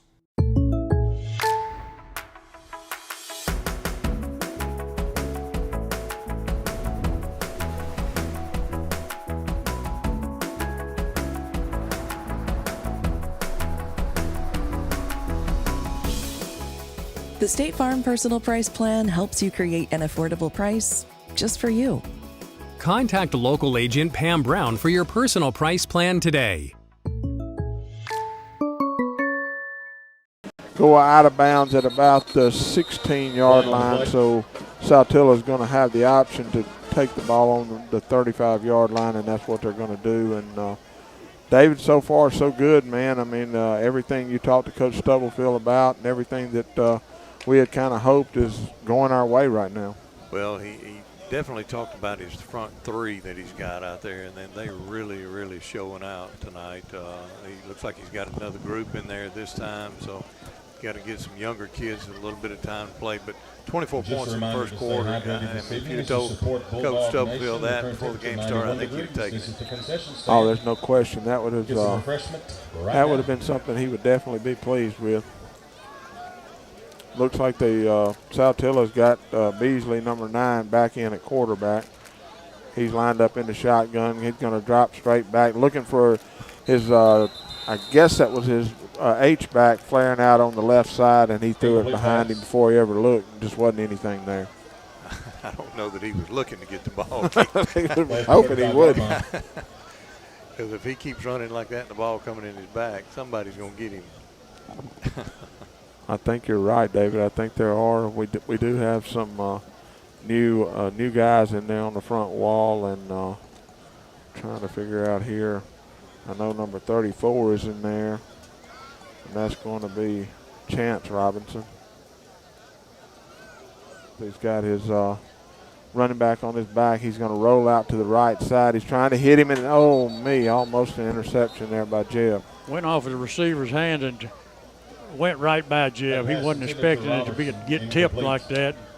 That's going to bring up fourth down, I believe, Keith, and third down. Third and 10, and the Bulldogs makes it. Walnut's taking a 24-0 lead over Ashland.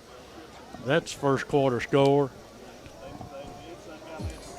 So here we come again. Beasley's lined up. He's got a receiver to his right. He's got an H-back to his right. He's got a running back behind him and a receiver to his left. He's going to take the snap. He's dropped back. Pressure coming again. He's looking for somewhere to go. Good job there. The tackle there by Skinner. Going to keep him to about a 3-yard gain. Going to be fourth down and about 7 for the Tigers. Really nice open field tackle by Skinner there. One-on-one situation, and he watched him and made the tackle. Nice job of good heads-up football. 38. And the Tigers are bringing their punt team on. Kurt, I believe had Parker not made that play right there, he'd have picked the first down up. And good job by Parker making a one-on-one, as you said. No question about it. Jeb Bowling gets back deep around the 25-yard line, anticipating the Saltillo punt. Now, so far this first quarter, New Albany Bulldogs have just absolutely dominated the Tigers from Saltillo. Punter's got a decent snap under pressure, almost blocked by Shaw. Bowling catches it at the 27, fumbles it, picks it up, sidesteps one man, taken down at the 40-yard line. Had about a 15-yard return on it, and I mean was in traffic the whole 15. Well, he one of the reasons, I think, based on last year, that Jeb is back there because he's got those sure hands, and that time he hit him, it dropped, and he scooped it up really quick, was able to pick up about 10 yards. Going to be first down and 10 for the Bulldogs at their own 40.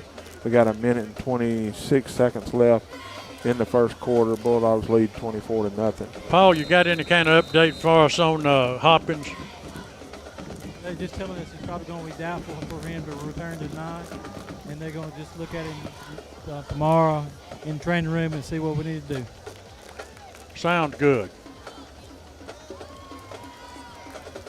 Well, the Bulldogs have the football. First 10 at the 40-yard line. Play at the 40. Shettles will work at quarterback. I believe that's Zion Robertson at running back. 3 receivers wide to the right, 1 to the left. With a minute and 28 seconds remaining in the first quarter. And the handoff goes straight ahead to Zion, breaks one tackle, gets a yard, maybe 2 out of it. Second down and 9 for the Bulldogs. Now second and 8, give him 2 on it. Hadn't been a lot there tonight. I mean, I know we hadn't had the ball much, and we've had some big plays and all that, but the running it right up the middle, there hadn't been a whole lot there so far.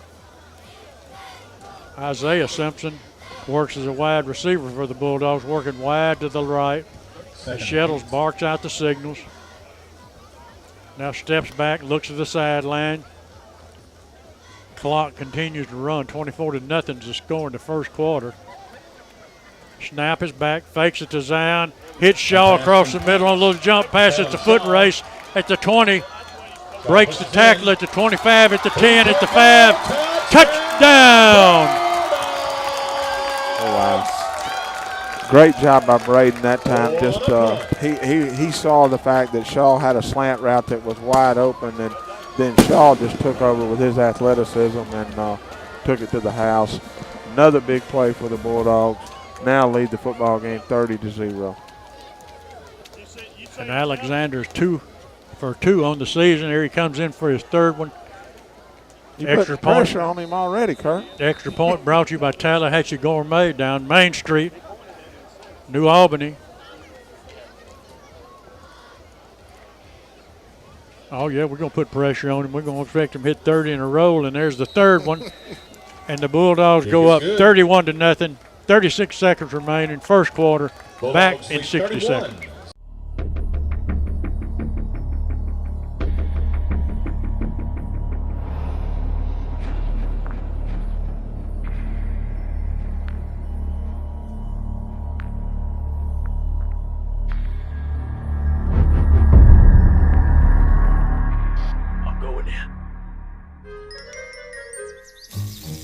Wage war on weeds, lawn and pest solutions. I enjoy urgent care because people have an immediate problem when they come to me and they want to know what's going on and they want to know how it can be fixed. And so it's super rewarding when you figure out what's going on with the patient and you know how to fix them and you can provide them with a treatment regimen and they feel better. So it's rewarding on the front end figuring out the problem, but it's also rewarding on the back end whenever you know that you fixed them and you help them and they're feeling better and you can kind of see how truly grateful they are for the care you provided. Just changing the way Hopkins went down and laid there. All right, take it away. Yeah, we're back at New Albany High School. The Bulldogs have taken a 31-0 lead with 36 seconds left in the first quarter. We've got another kickoff. All our kickoffs this year are brought to you by Northeast Mississippi Community College. If you want to keep up with Northeast football, you can watch it on nemcctv.com. Grayson hits a little pooch kick over there. They call a fair catch, number 8 for Saltillo. That's going to be Bean.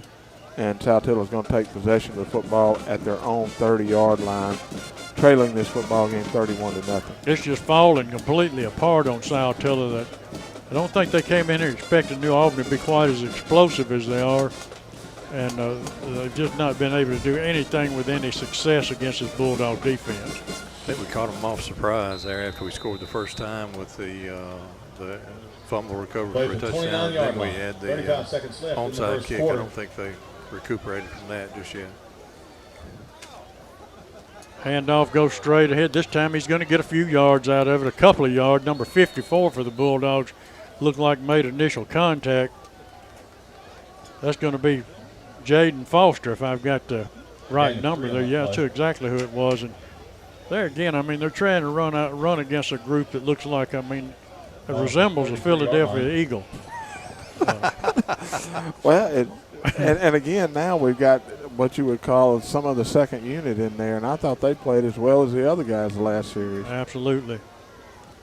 Well, it's good to see good experience this early in the year. Second down, long 6. And the Saltillo Tigers bring the first quarter to an end. We will be back in 60 seconds. 31. Insurance agencies and companies may appear to be the same on the surface, but you'll discover a world of difference when you look a little closer. The biggest difference is the people who serve you. At Collins Insurance Agency, we've been through the good times and the not-so-good times, too, always serving the people of this area with the very best in insurance coverage from some of the world's finest insurance companies. Collins Insurance Agency in New Albany. What will I find at Van Atkins? Well, diamonds, lots and lots of diamonds. Jewelry that you will not see in any other place. Our Van Atkins collection is styled from beautiful pieces from the past with a fresh Southern update. I believe you'll find value too. You'll also find people who are a part of this community. If you're celebrating something, we're going to celebrate too. We really hope you'll find Van Atkins special. I'm Chuck Cooper, and I feel privileged to be a part of that. Take it away. All right, we're back at New Albany High School, getting ready to start the second quarter. New Albany leads 31-0. Saltillo will have the football. Second down and about 5-6 yards to go from their own 35-yard line. I'm sorry, my bad. From their own 33-yard line.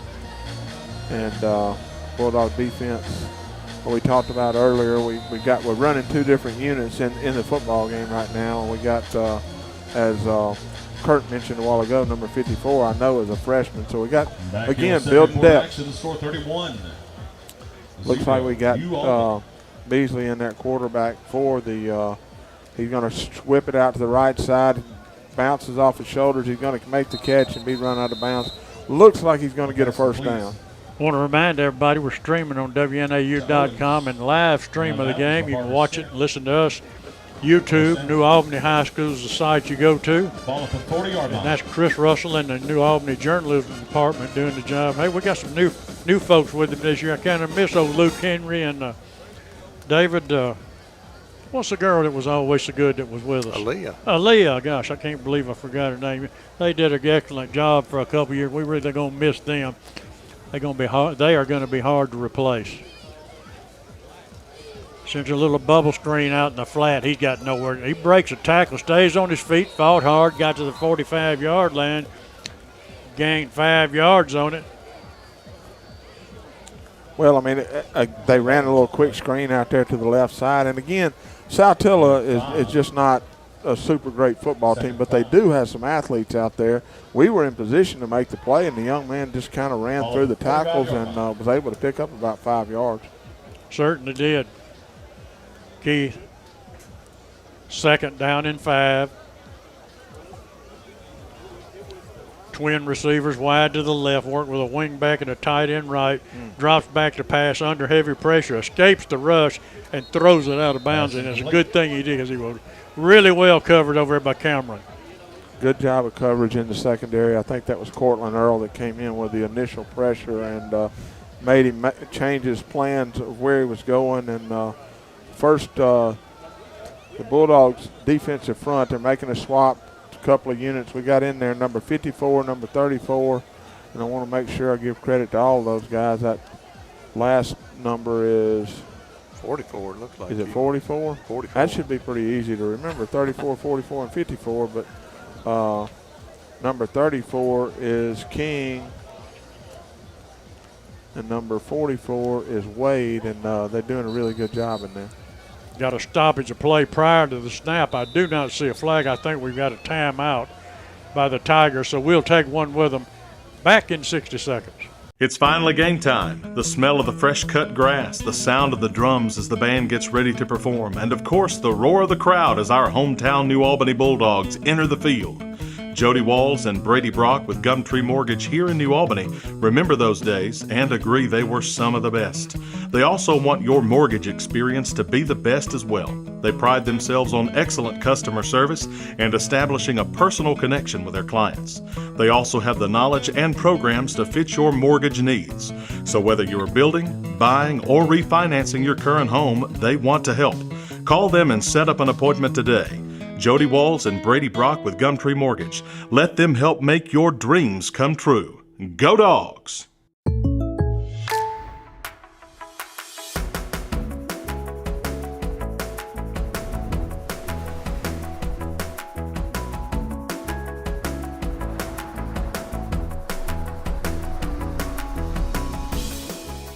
The State Farm Personal Price Plan helps you create an affordable price just for you. Contact local agent Pam Brown for your personal price plan today. Now he's looking out for his receiver. And Cortland Earl just really came close to catching it and run it back for a touchdown. Able to get it down. Going to be 4th down and about 5 yards to go for Saltillo. Cortland was there. He was juggling. You ever been to the circus where they got the guy out there juggling the jug? Cortland was juggling the football and just couldn't come down with it. Oh, man, yeah, you're exactly right. Another good play by Cortland, just unable to come down with the football. But, again, 4th down, and it looks like they're going to punt the football. Tucker comes out. Conley goes in. Change along the defensive front while the punt team comes in. And Jeb Bolin to get back deep for the Bulldogs.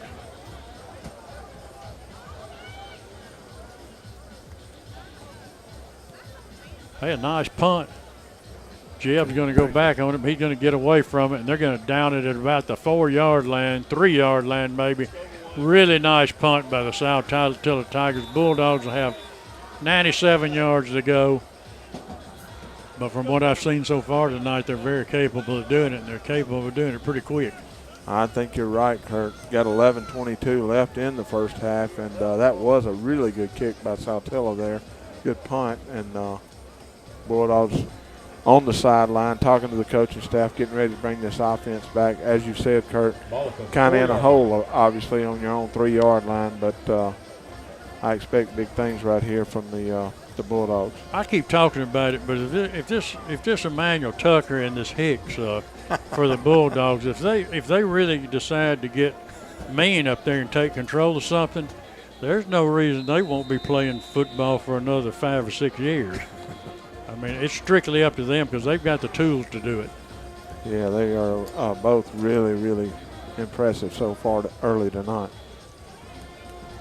Tucker's working at the tight end. Got Hicks at H-back.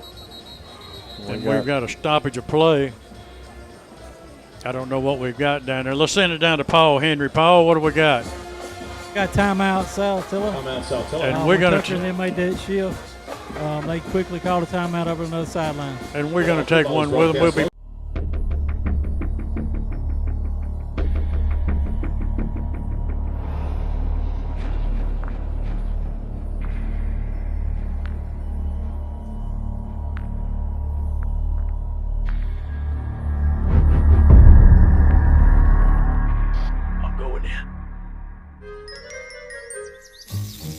Wage war on weeds, lawn and pest solutions. I enjoy urgent care because people have an immediate problem when they come to me and they want to know what's going on and they want to know how it can be fixed. And so it's super rewarding when you figure out what's going on with the patient and you know how to fix them and you can provide them with a treatment regimen and they feel better. So it's rewarding on the front end figuring out the problem, but it's also rewarding on the back end whenever you know that you fix them and you help them and they're feeling better and you can kind of see how truly grateful they are for the care you provided. Down and 10 for the Bulldogs on their own 3-yard line. And we've got Braden Shettles in at quarterback. He's got a receiver to his left. He's got Simpson. He's going to hand it to Simpson right up the middle. Simpson cuts back to the middle of the field. And Simpson is going to be really close to a first down there, guys. And I can't see the signal yet. It looks like it's going to be second down and a little shorter than I thought. Second down and about 2. Braden comes up. He's got Simpson at his back again. He's got an H back over there. They're going to hand the ball up the middle again. Cut to the outside, and not sure what number that is. Simpson. Simpson, he easily picked up the first down. Running right over there, Keith ran it right over there behind Tucker and Hicks. I mean, they just blew everybody out on the right side. Yeah, they bring those guys in. I mean, anybody could run behind those guys, and then, like I say, they're underclassmen. In case you missed it, we currently have a battle of the bands. They'll stay in there, Tucker and Hicks. They'll stay in kind of a tight end and an H-back. Braden barks out the signals, hands it straight ahead to Simpson, and he gets about 2 yards, and that's enough for a second down and 9. Gain of 2 on the Well, play. again, if Saltillo's done anything tonight well, it's been that inside run. They've been able to defend that pretty decent, and going to bring up, like you said, Kurt, second and long. I thought they'd gotten to the first down box there, but that was just get back to the original line of scrimmage. Timeout on the field. We got a stoppage. I think we've got a flag. Now, wait a minute. One official stopped the play, and then they started the play back up. We got a stoppage of play on the field. Paul Henry. We have some inadvertent whistle or either some whistles over in the band on the opposite side of the field that kind of diverted everybody's attention. I knew everybody stopped, and then they started back. Yeah, it looks like the white hats over there on the other side of the field are going to address that with the other team sideline. We currently have a battle of the bands going on here at Kitchens Field. They're going to call it I think the pride inadvertent whistle, no play, I think, and it'll remain second down and 8 for the Bulldogs.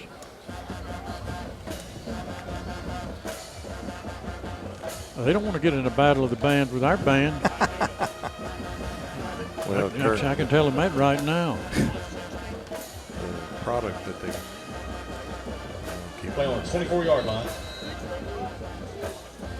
Now we've got a discussion going on. Coming back out, official's going to stop it again. They've got the yard marker at the right place. It's second down and 8, which is what it should be. going to respot the football. Play moves to the 26. It'll remain 2nd down and 8. Shettles has got his team set. Works with a tight end and one running back set. Fakes it to him, back to pass, rolls right, looks across the middle. Tried to get it to Tucker, couldn't hold on to it. He was well covered. Boy, he wanted to catch it. Him and Hicks both were out here. Oh. Got a flag on the play, Kurt. I'm not sure. Kind of in the vicinity of holding maybe on the Bulldogs. We have a correction in tomorrow's cross-country meets. Due to the heat, match times have been backed up. That's exactly what they're going to call, Keith. Holding on the Bulldogs. It'll remain 2nd down. Back them up 10 yards from the scene of the crime. So it should be 2nd and 18. Yeah, Tucker had envisioned his first catch of the year. He was disappointed in that. He was already looking downfield. Oh, yeah. He was looking at the goal line.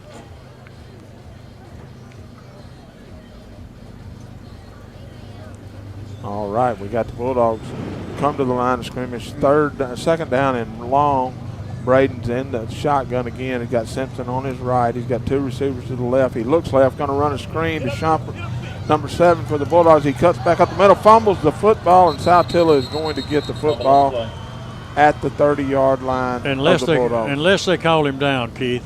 They did not call him down. That referee's already marked it for the Saltillo Tigers to take it. Shumpert's holding his shoulder, guys. You don't need that. And I thought he came down on it when the ball popped out. I thought that's what happened. Well, unfortunate there, that turnover. We kind of played a good game so far. Not a lot of mistakes, and Bulldog defense is going to have to step up here. Saltillo's got it on the 30-yard line. Beasley's going to come in at quarterback. He's in the shotgun, got a running back behind him. He's got 2 receivers to the left, got a tight end to the right and H-back to the left. Going to take the snap, roll to the left side. He's looking, and look at that play right there. Would you look at Cortland Earl, man? What a play there, Kurt. They have finally found a position for Cortland. Now, I'm just here to tell you, he played, I don't know where he played, corner or safety last year, but he is at home over here at linebacker. Yeah, he played safety last year. I don't know, outside linebacker. I don't know if they call that a dog linebacker or a jack line, what they call it, but it looks to me like they've got him where he needs to be. What did they do there, Kurt? Did they give him incomplete pass? Incomplete pass. Yeah. Wow, that's interesting. Yep, he got rid of it before he went down. I'll be darned. Beasley again in the shotgun, got a running back behind him. He's going to fake that handoff, and he's going to try to bring it around. He's looking to pass, throws behind the receiver, number 1. That's going to be J.T. Beasley. Nothing there. Going to be 3rd down and 10 yards to go for the Tigers. Well covered over there by Deaton of the Bulldogs. Deaton's another 6 foot, 170-pound junior. And I think, David, you were telling me that the Bulldogs were really heavy on juniors on this football team. Yeah, the biggest class is their freshman class, but they got several juniors, and a lot of those guys are playing. Beasley's going to take the snap, hand it off to number 3. He's going to cut to the outside. Going to pick up probably 4 or 5 yards.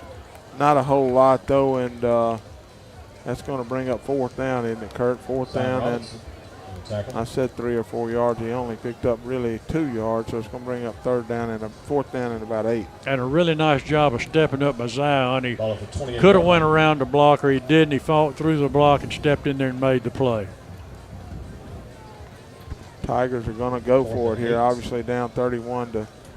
Beasley's going to line up at quarterback again at the shotgun. He's going to have a running back behind him, 2 receivers to the right. He's dropping back, and that running back went out in the flat, and the Bulldogs did not have anybody out there wide open. Takes it in for 6 for Saltillo. Really nice play set up by the Saltillo Tigers. There was one Bulldog over there, Keith. Tried to make a dive at him, but didn't get him. I can't tell who that number is. Nevertheless, Saltillo gets it into the end zone and gets on the scoreboard. Well, it was a good play call by Saltillo. It was Zion out there trying to get out there. That's exactly who it was. And he couldn't get there, and I think he ran into some interference on his way there, and they're going to run a 2-point conversion, try a little one-on-one, and that ain't going to work at all. Because who is that out there covering, doing a good job? Can't get that number. 31 to Jeb, I think, but 31-6 the score. We'll be back in 60 seconds. Insurance agencies and companies may appear to be the same on the surface, but you'll discover a world of difference when you look a little closer.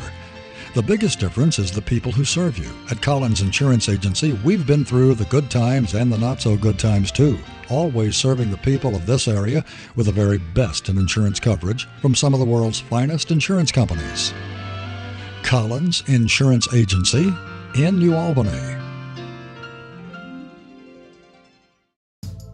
What will I find at Van Atkins?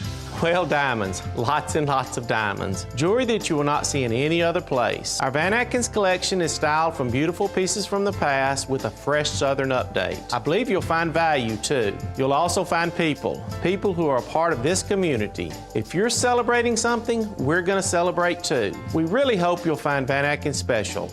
I'm Chuck Cooper, and I feel privileged to be a part of that.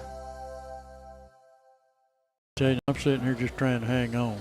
Check the New Albany Cross Country Facebook page. All right, we're back. Saltillo Tigers have scored a touchdown. Trail this football game 31-6. We've got 8 minutes and 42 seconds left in the first half of the football game, and the Bulldogs kick return team is getting ready. And Okay, back there, I'm going to assume Shaw's back there and probably Simpson. Eight's the other one. Number 8. Number 8 for the Bulldogs. That's going to be Nehemiah Boyd. That's Nehemiah Boyd. Yeah. Kick it to DJ. Let's let him get another touchdown. I wonder what the record is for. They don't keep records around here, so I'm not sure. We'd have to come up with a figure. Let's just make up one. It'd be a nice. I'm going to say there ain't many people scored more than 4 touchdowns around here. I caught 11 passes one time. Does that count?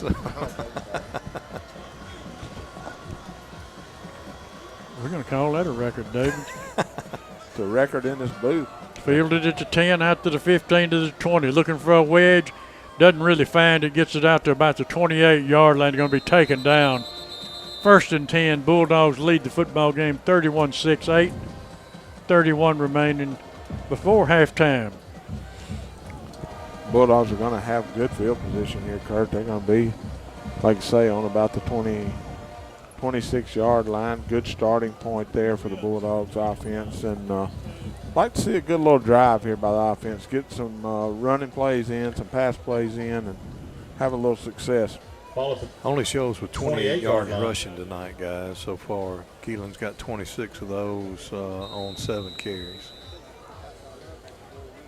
We're still trying to get some scores from you folks, but right now everything is really coming in slow. A lot of the ball games didn't start till 7:30, some of them 8.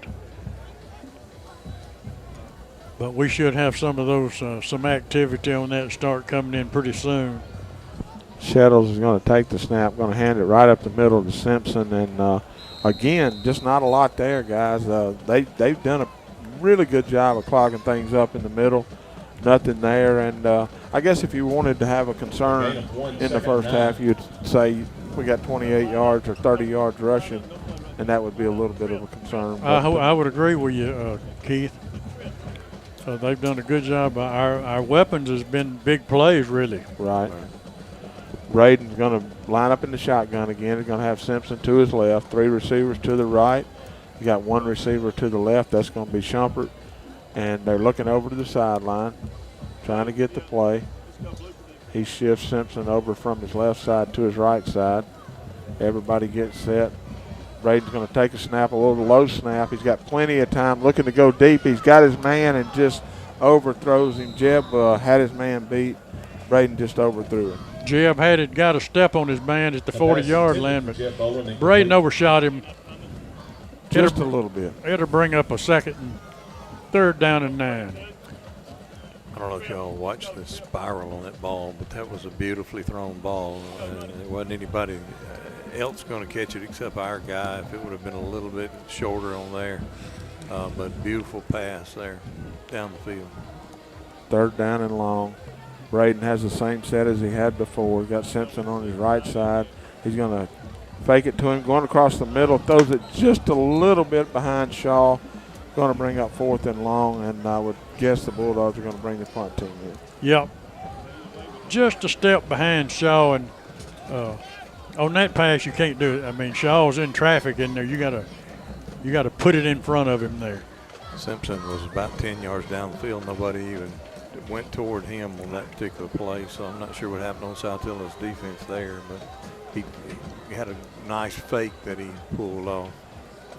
Demarion Johnson is in for his 2nd punt of his career, and the Bulldogs having some late people getting on the field. Play clock is down under 10 seconds. Bulldogs are getting set, getting ready for the snap, down to 3-2. Takes the snap a little bit high. Another good kick by Johnson. Got it, the fair catch signal for he fumbles the football. Bulldogs all around, but Saltillo is going to get on the football and have the football at their own 30-yard line. 7 minutes, 23 seconds left in the first half. We got a flag on the play there, guys. I don't know if y'all saw something that I may have missed. I thought it was a hold during the return just based on where the flag was, but I'm not sure of it. But I will tell you one thing. We got a punter. Well, I tell you what, the first two have been really nice. Yeah, this first one was 45, and that one was a little over 40. So anyway. And really good hang time on it, too, I mean. Yes, sir. That's going to be a penalty on the Bulldogs there, guys. Yeah, I still haven't seen an indication of what it is. Let's send it down to Paul, see if he's got it. Paul? I'm not sure. It was behind the play, and I'm not sure what they've got on the field. I never did see a motion from the official. So. Well, it's going to be is that a 15-yarder? Well, they marked it from wherever the flag where the flag was. Calls block in the back on the Albany. Well, Beasley, block in the back. That's what they said. Beasley and Saltillo come to the line of scrimmage. He's in a shotgun again. Got a running back behind him. 2 receivers to the left. He's going to hand it up the middle, and just really nothing there. And number 3, Robbins for Saltillo, did a little bit of juking around and was able to get back to the line of scrimmage, but that's about it. He's a pretty strong runner if he can get a little space. He's a pretty stout dude there. Yeah, if he could get the ball without somebody in the room being standing there waiting on him, he probably could run it a little Emmanuel bit. Tucker was all over the court. Almost took the handoff himself. Beasley comes in again. Beasley is messing with his legs a little bit, like he might have a little injury there, but he's in the shotgun again, same formation, got 2 to the right. He's going to hand the ball up the middle off the right side, and big hole there. Good running again by Robbins, and he's going to scoot his way all the way down inside the Bulldog 30-yard line, and good job there. Good play by Saltillo. And like you said, Keith, once earlier, these running backs do a pretty good job, and if they get by that first attempt, they know how to run the football. Well, when you jump out to a lead and you take a big lead and you kind of start maybe taking it a little easy, we got to get kind of fired back up and get going again here. Beasley's in a shotgun again. He's going to hand the ball again right up the middle, and Robbins is going to scoot through there and pick up another. Looks like he's going to get about 7 or 8 yards, guys. A couple of scores coming in from Chevron Shortstop across the street from New Albany High School. Kasuth is taking a 7-0 first quarter lead over the Baldwin Bearcats. North Panola 6, MS Palmer nothing. That's first quarter. And Belmont leads, Smithville leads Belmont 6-0. Beasley's going to bring the Tigers to the line of scrimmage. He's got 2 tight ends, 2 receivers to the left. He's going to throw a quick screen out to the right and cutting to the outside. Going to be able to pick up the first down for the Tigers inside the Bulldog 20-yard line. David, what are you seeing down there? The defense kind of giving up some yardage now. Yeah, I think Saltillo's finally figured out what they need to do in order to get the ball down the field a little bit. So, and it seems to be working. They've got some good athletes. I don't know this heat and humidity out here. I just don't know if it's causing us problems or what. Beasley's got 2 receivers. He's going to hand it off up the middle again. Guy runs to the outside. Good job of pursuit by the Bulldogs. and not really going to be a whole lot there. Might have picked up a yard or so. That was 11, I believe, the running back that time for them. Yeah, it looks like he was giving Robbins a break. Robbins is coming back in. And we've got down to under 5 minutes left in the first quarter at 4 minutes and 45 seconds left. Second down and 8 for the Tigers. Faulkner leads Potts count 14-0 first quarter. Beasley's got 2 receivers, one to the right, one to the left. Got a tight end. He drops straight back, going to run a quarterback draw and finds a big hole there, cuts it to the outside. Good job there by the Bulldogs of getting him out of bounds. I think that's number 20 for the Bulldogs on the play there. That's going to be Gilbert. Going to be third down and less than 5 yards to go for Saltillo. Well, they're definitely in 2-down territory, Keith. They're trailing the football game 31-6. They're not going to send a field goal team in, I don't believe, if we hold them. So I wouldn't expect it either, Kurt. I would look for a handoff here and a handoff to play after this, and they're going to try to get 4 yards and get a first down. You called it right there. Beasley's going to hand it to Robbins. He cuts it to the outside, and he's going to take it into the end zone, boys. He most certainly is.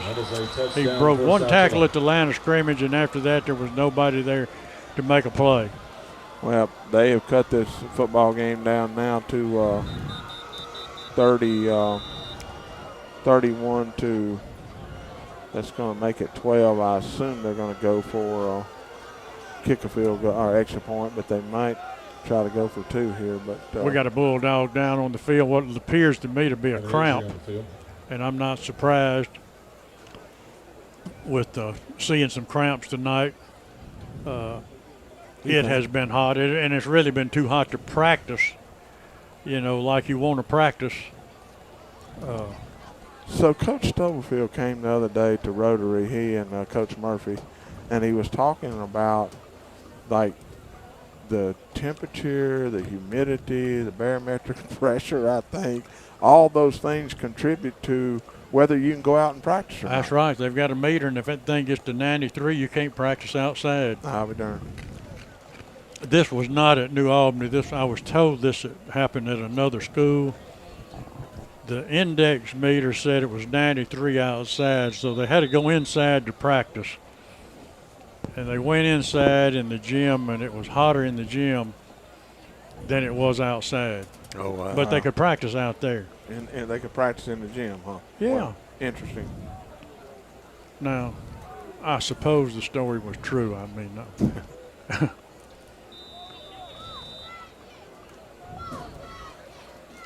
Saltillo's going to line up for an extra point here, trailing the football game 31. It's the low snap, and it drops. He's going to try to throw and get did that guy? No, he did not catch the football. And Saltillo's going to have 31 to 12 with 4:20 left in the first quarter. The first half. And David, the Bulldogs took off with a bang here and kind of gone through a little bit of a lull here in the second quarter, and I'd love to see the offense get something going before we go to the dressing room. Yeah, I'd like to see. We talked about it a little bit earlier. We'd like to see just a sustained drive for the Bulldogs. They're just not able to get their running game going like they should. Most of our big plays been on pass, but we just can't seem to get the running game going. So hopefully we'll get it here before halftime. And we know we've seen some good balls thrown and some good special teams plays and things like that. But got to get that running game started. It all starts at your line up front. So hopefully we can get those guys to get them in motion and get them going. And Guy Robertson kicking for 31-12. New Albany leads the football game. We've got 4 minutes and 20 seconds remaining in the first half here at New Albany High School. Little kind of a pooch kick down the middle is going to take a couple of bounces. Picked up at the 18-yard line by DJ. Tries to break it outside. Picks up one block, still on his feet, taken out of bounds at the 33-yard line. First and 10 for the Bulldogs. 4 minutes to work with. Good job of running the football there by DJ. And good field position here. Again, we just got to get the offense going. And 32-yard line. like I told David, I would love to see us get something in the end zone here before halftime.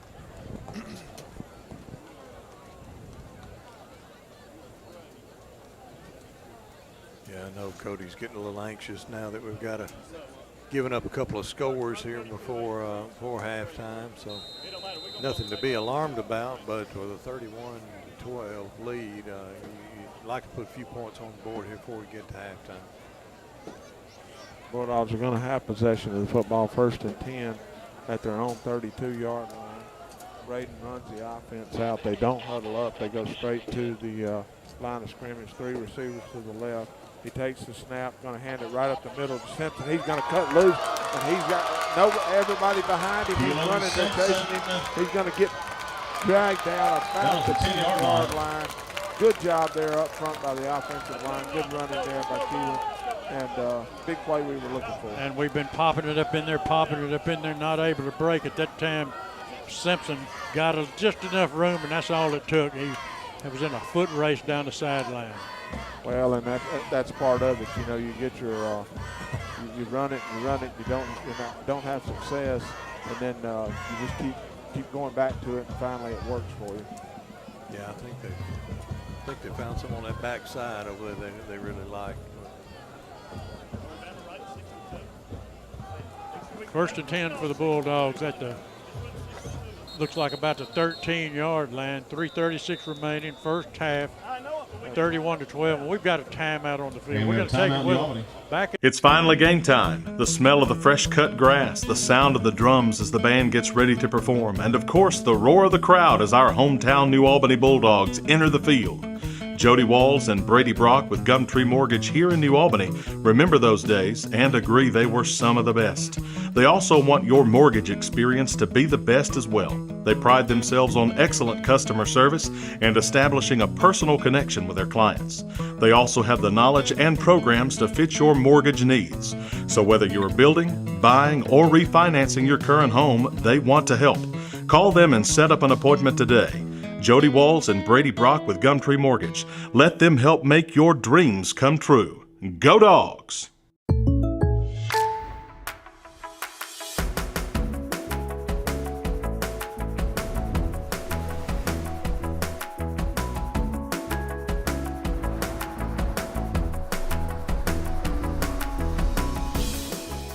The State Farm Personal Price Plan helps you create an affordable price just for you.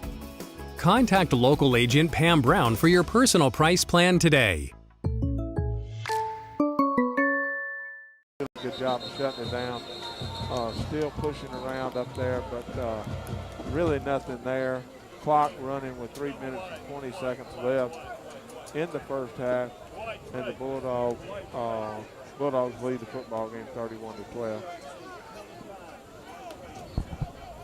Okay, we had just a little bit of trouble going on with the stream. They've got 2 streams going accidentally. If you go to your Twitter site or your Facebook site, you'll find the correct stream to link onto, and that'll correct all your problems with your volume. Good deal. Thanks for fixing that there for us, Mr. Saul. Just go to the link at Facebook or Twitter, and it'll send you to the right place to watch the ball game and listen. Braden's going to hand the ball to Simpson off the left side. Going to pick up, looks like about 5-6 yards there. Maybe not that much. Let's see where they mark it.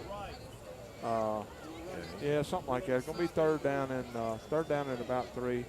2 minutes and 25 seconds left. 7-yard line. Simpson checks out. Zion checks in, change at running back for the Bulldogs. 2:19 remaining in the first half. Need a big first down here, guys. Shettles talks to his running back.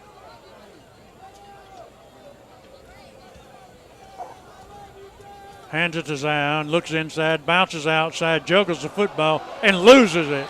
It's going to be recovered by the Saltillo Tigers. They're going to stop the Bulldogs with less than 2 minutes remaining down in the red zone. Nice defensive stand, nice play by the Saltillo Tigers. Well, just got cut it to the outside, and somebody from Saltillo was able to get their hand in there and knock the ball. He bobbled it a little bit before he actually fumbled it to the ground. Really difficult deal there. We going in to score the touchdown, and hate to see that happen. Defense just needs to shut them down right here. Go to halftime with this lead. Paul Henry will be with joining Coach Cody Stubblefield here right at the end of this first half. Get some insight on what halftime's adjustments they'll want to make.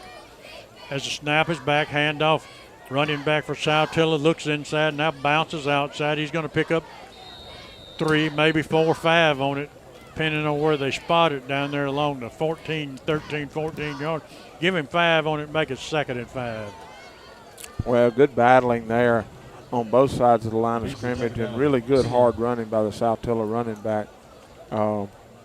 Looks like Saltillo to me is they're happy to let this thing, 13-yard line. let this clock run out and get to halftime. Other end. 2nd down and 5 for the Tigers. Back to pass. He's got time. He's looking. Now tucks it, runs, got a little running room. Straight ahead, taken down hard at the 19-yard line by Jeff Bolin. Going to be close to a first down. I think they're going to give it to him. Yep, they did give it to him, and he had great intentions of getting him a deep pass there, and it just wasn't good job by the secondary of coverage, and the field opened up in front of him. He took off and was able to get the first down. Play the 19-yard line. 51 seconds remaining. Bulldogs loosen that secondary up just a little bit. Don't want to give up a big play here. There's the pass back. Quarterback under pressure. And he breaks the tackle. He's rolling to his right, and he throws it out of bounds. And if that's not intentional grounding, I've never seen it. There's nobody on this nobody side. from Saltillo over here. That was what I would call intentional grounding. I guess that's if you're I didn't know in high Out school. of the pocket? Yeah. Okay. It must be because there wasn't any players over here. Anyway, those of you that were having trouble with the live stream, go to Twitter or Facebook site and it'll get you to the right link.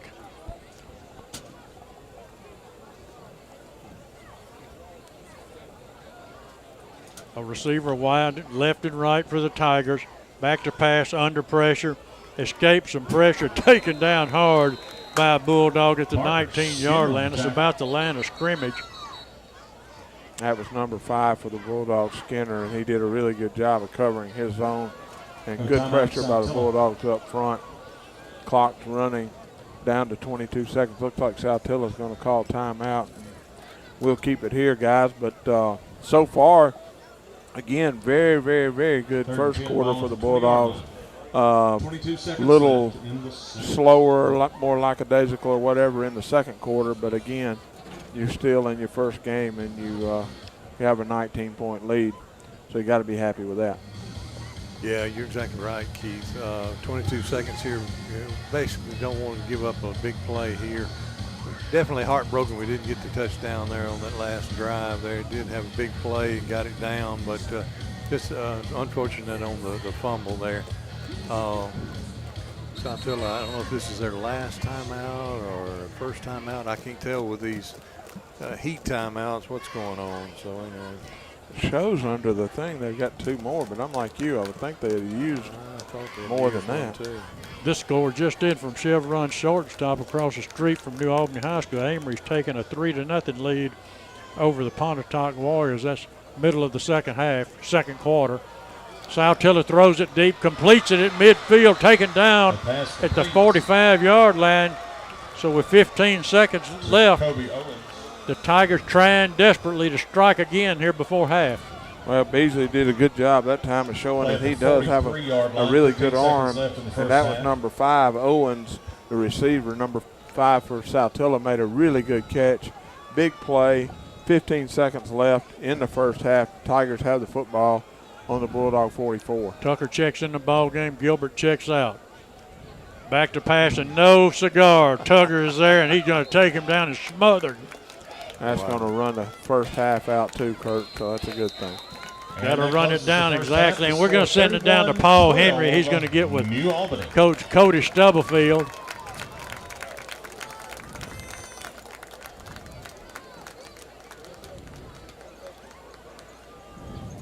And that's the way you play football. I'll send it down to Paul. Paul, you got it? Coach Stubblefield, you can't really say we envisioned a better start from Albany Bulldogs football. Well, the start was good. We got to keep our foot on the gas and not let up. Defensively, we got to keep getting pressure. Offensively, we got to put drives together. We did it finally at the end right there, and then we put the ball on the ground. Though we got to take care of the ball. We got 2 turnovers in the second quarter and 2 drives on their part that got them back in the game. Well, our defense is really mashing them up front. We just kind of ran out of gas a little bit. I guess the heat got us a little bit. No, we just can't do that. I don't care if it's the heat, cold, whatever the case is. When we're up like that right there, we got to put our foot on the gas and keep going. All right, thanks, Coach, and go get them second half. All right, we're good.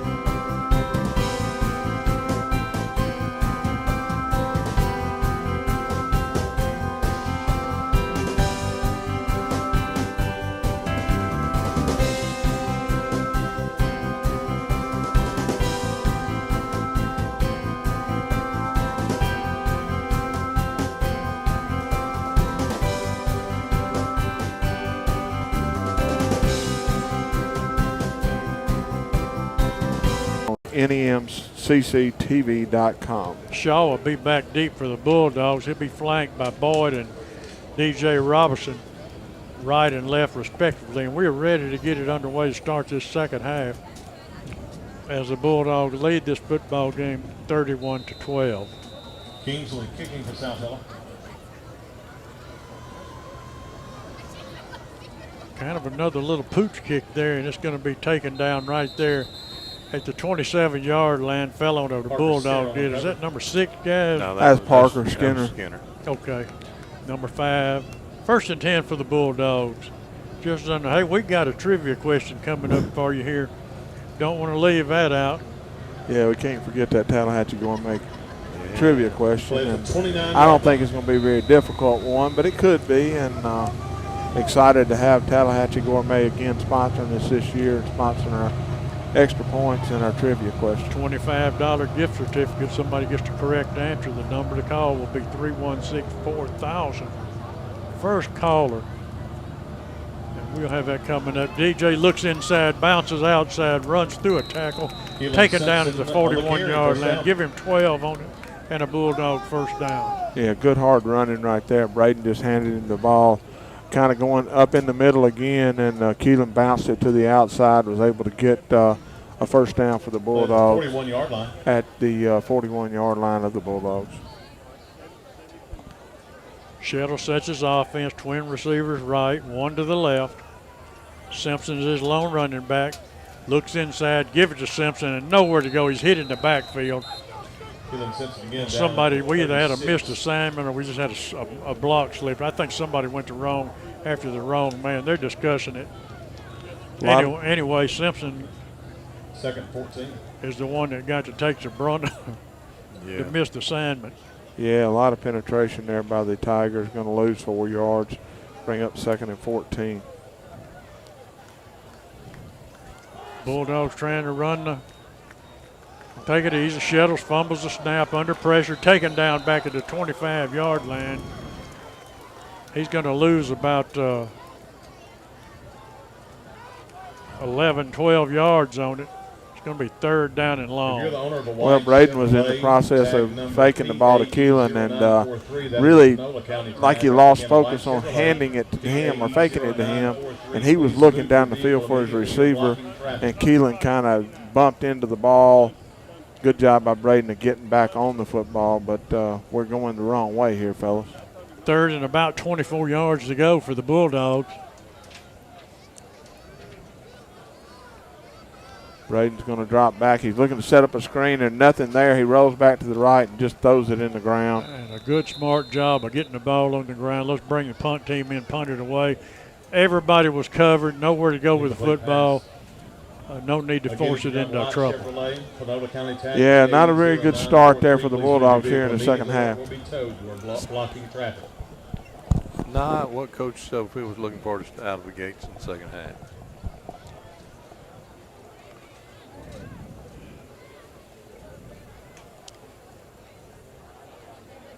Not sure what the Johnson to come on to punt it away. He's a left-footed punter. All the officials are sneaking together to discuss something. I'm not sure what they're discussing. So surely they're not going to call intentional grounding after this intentional grounding over here that they didn't call. I'm not sure what they were discussing there. Robinson on to punt the football. He got a good snap, a little bit high, goes up and gets it and punts it again. Another high towering punt.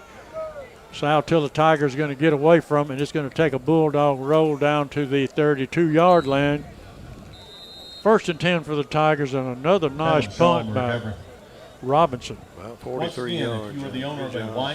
He gets a good spiral on it, gets good height on it, and that time it hit perfect, got a good roll, and good job by him getting up. And like I said, the snap was a little bit high. He didn't panic, was able to get the kick off. I said Robinson, that's Johnson. Left-footed punter. A little bit different spin on the ball. These guys that want to catch it back there are going to come in there and have a little different spin on it than they're accustomed to. A little harder to catch. Brings the man in motion, hands it to him, turns it upfield, gets across the 35 out to the 38.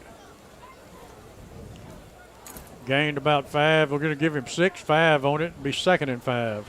Just ran a little stretch play right there, Kurt, and Bulldogs did a good job of containment, but they just kind of moved the line of scrimmage 38-yard line. And were able to get good yardage. Saltillo sends wing receivers wide to the left. They've had some success running the football tonight. Handoff up the middle. Looks inside, breaks it back outside and then back inside. Got close to a first down. We're going to have to see where they're going to mark it. I think they're going to give him a good mark. I think they're going to give him now they're going to pick it up and back it up a yard or two. It'll be 2nd down and a long yard, maybe. 3rd and 1. Maybe 2. 3rd down. 3rd and 2. Line. 3rd and 2, and he just slipped that time, or he would have picked the first down up on that play.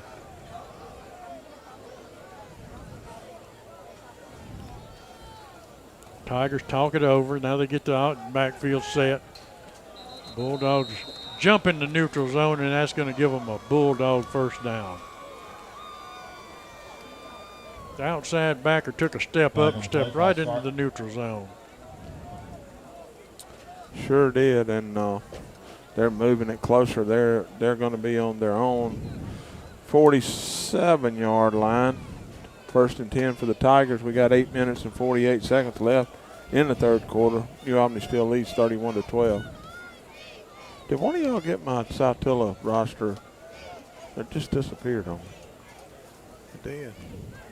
Huh. Saltillo quarterback up at the line. He's back to pass. Looks, pump fakes one way. He's looking deep. Goes deep. And DJ and Shaw's back there. And he's going to get a flag for pass interference. And he's guilty as charged. No question about it. He thought he was beat, and he was beat, and he did what he did to prevent the catch. Not really a bad decision by Shaw, in my opinion. Well, I mean, he was coming from the safety position. The corner bit on it, and he came running across. And, I mean, had he not come running across, I think it would have been a touchdown. Yeah. I agree. I do agree. Give them 15 yards and an automatic first down.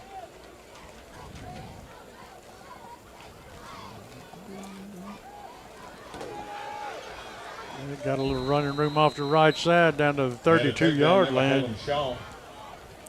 Yep, that's going to be Robbins again. And sophomore running back number 3 has had a pretty good night tonight. And, again, ran on the outside and just kind of moving this ball down the field methodically here. Running time off the clock got down to 8 minutes and 31-yard line. 8 minutes left in the 3rd quarter. I show that was his 11th carry for 41 yards, Keith. Wow. Beasley's at quarterback. He's got a running back behind him. That's going to be Robbins. He's got 2 receivers out. We're going to have a motion on the right end for the Saltillo Tigers. Going to move them back 5 yards. Going to make it 2nd down and about 8 yards to go. If I'm right, that was the first penalty that they've called on Saltillo. Wow. Got a halftime score to pass along. Nettleton taking a 14-7 lead over Caledonia. Beasley in the shotgun again. He's got Robbins behind him, 2 receivers out to the left, tight end on both sides. He's going to look, throws a little out route and to his H-back and just hit him in the hands. Number 22, that is Robertson for the Tigers. Nothing there. Good job of the Bulldogs being in position. Going to bring up 3rd down and 7 yards to go for the Tigers. 3rd and 8. Ball up for 36. Yeah, he's not looked confident every time they've thrown the ball to 21 or 22. He's not looked very comfortable coming out of there to get his hands on the ball. Come out in the same set again. They've got 2 receivers to the left. Robbins behind Beasley. Takes the snap in the shotgun. Pressure comes, and he's going to try to throw a little screen out to Robbins. Nothing there. And number 3 incomplete. I believe that was Skinner there in position, the linebacker, to make the play. And I don't know. I saw that boy kicking for South. Now they're going to punt it. I was thinking they was fixing to try something crazy, but. Well, that would have been because that would have been a 52-50. About a 59-yard field goal. Well, they had a guy kicking long, but not that long. Yeah, they got a good kicker. I watch him in the pregame, but watch out for the fake punt. He rolls. Oh, they are running the fake. You called it, Kurt. Oh, what a great call. And completed the pass, and it's going to be a 1st and 10 for the Tigers. Wow. I thought it might be they're down 31-12, not much reason to punt. Well, I agree with that, and they did a really good job. The snap was actually bounced back to the punter. He was able to scoop it up, and the tight end, on the left side there, just kind of hesitated, released out into the flat, and was able to get the first down. And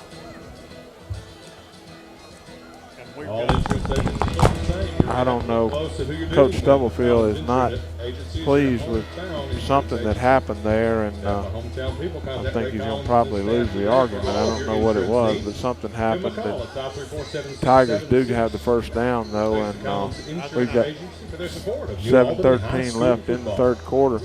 I think what Coach is probably discussing with him, it looked to me like about 7 linemen downfield. Yeah. It is finally game time. Fake punt. I agree with you. Nevertheless, it's going to stand. It's going to be a Tiger 1st and 10. Around the 22-yard line.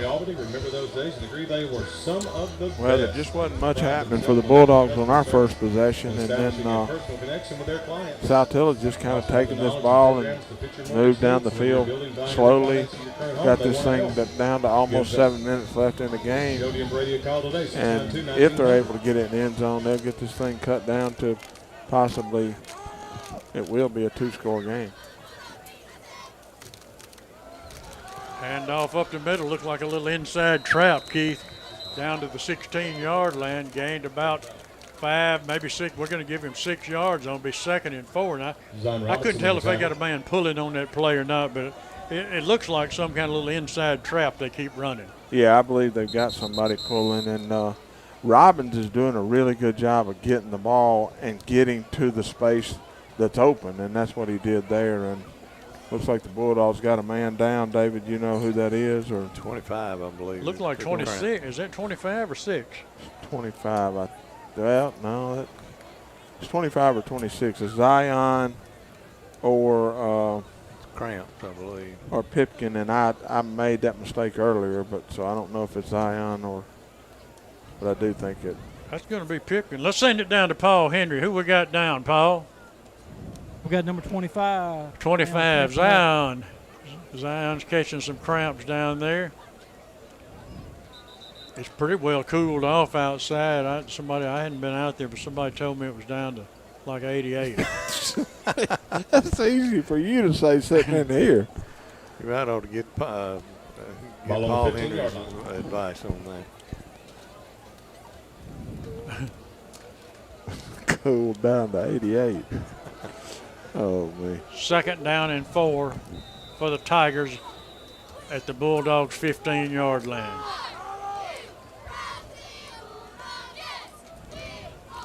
Handoff. Straight ahead he goes. He's going to be close to a first down. I think he's going to get it. It's going to depend on where they mark it. Paul Henry is looking right at it. Paul looks like he's got the first down from here. Looks like from this angle he's going to have the first down. 1st and 10, Tigers right at the 10-yard line. So it's going to be a 1st and goal-to-go situation. No way to get a first down. And he does have a full 10 yards to go. 2 tight end set for the Tigers. Snap gets away, and the quarterback runs all the way back to the 27-yard line and falls on it.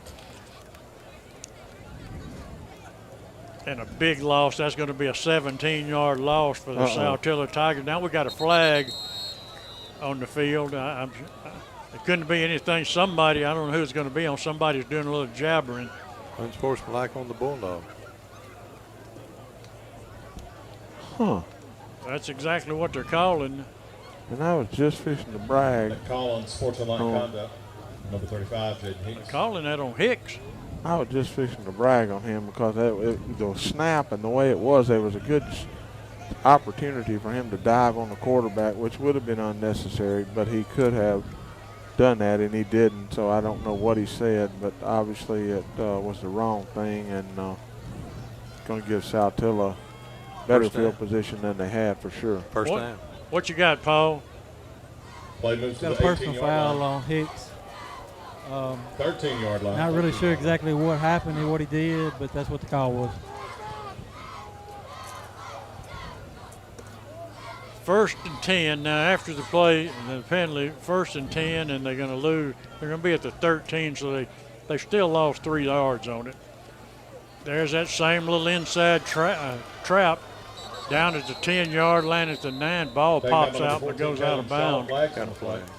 Got a flag, Curtin. It's in the vicinity of holding on Saltillo, I think, but I could be wrong. Yeah, they made the indication, Keith. They did? Yeah. It looked like it took place at the 15-yard line. It should wind up about the 25-yard line, and I guess it should remain first and 10. First down, and let's see where they're going to mark it. Oh, going to mark it at the 23. Looks like. Holding on Saltillo. Second down. 23, goal to go. Play the 22-yard line. Like you, I thought it was first down as well. Saltillo back to pass. Can't find receiver. Turns it straight up the field. Gets it down to the 15. Tackle number 54, Jaden Foster. So it'll be third down and 15 yards to go. No way to get a first down. A lot of pressure coming in from the Bulldogs that time, and the quarterback for Saltillo just made the decision pretty quick to get up the field as quick as he could and get as much as he could. Big play right here for the Bulldog defense. Saltillo's pretty much had the ball this entire quarter, guys. They sure have. Running the reverse again.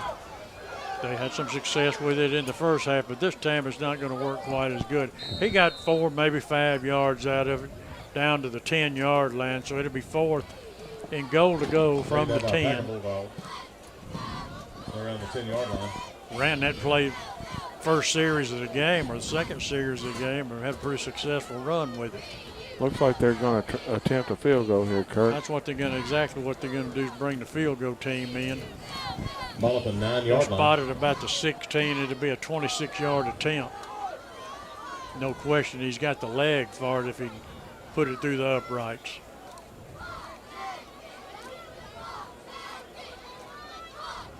Good snap, good hold, good kick, and it looks like it's going to be right through the middle. Saltillo give them 3 points, 31-15, 4:02 remaining, third quarter. Hey, while we got a little bit of time out, anybody got a trivia question for us? Left in the third.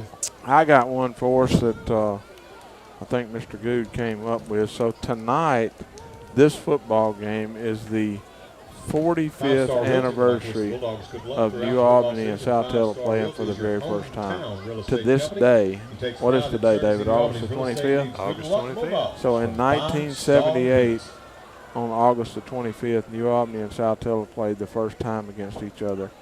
And the question is, where was that game played, who won the game, and what was the score? And with the world we live in, that's really not that difficult a question, but interesting that it's exactly 45 years ago today that game was played. 316-4000. Kingsley, the kick for Saltillo. First caller gets a $25 gift certificate to Tallahatchie Gourmet. Make you feel even worse, dude. 45 years ago, you were on the freshman team at New Albany. Yeah, exactly right. There's another little old pooch kick, and Skinner's going to fall on it again, right almost the same place he did the last time. Covers it up good. First and 10 for the Bulldogs at the 30-yard line.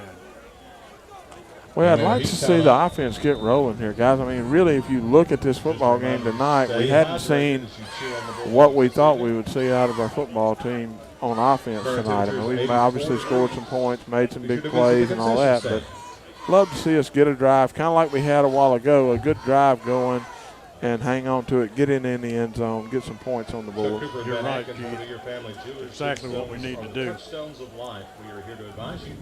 Guys, You celebrate these special milestones in life. Came out with some big plays, but other than the one run by Simpson, you know, like I think David had us with 26 yards rushing until Simpson broke the big run. Like to be able to grind it out a little bit on the ground here with a, you know, comfortable lead, run the clock, grind it out, get this thing in the record book. 50 years ago today, 50 years ago from now, they can ask what the score was. There you go. I'm going to ask that question again real quick. 45 years ago was the first time these two teams have played. Where was that game played? Who won the game, and what was the score for a $25 gift certificate at Tallahatchie Gourmet? 316-4000. Handoff straight ahead out to the 35-yard line. Again, not a lot there. I say not a lot there. You got 3 or 4 yards. And back in the day when I played football, our coach told us that was a successful play. So you take 4 yards for sure every time.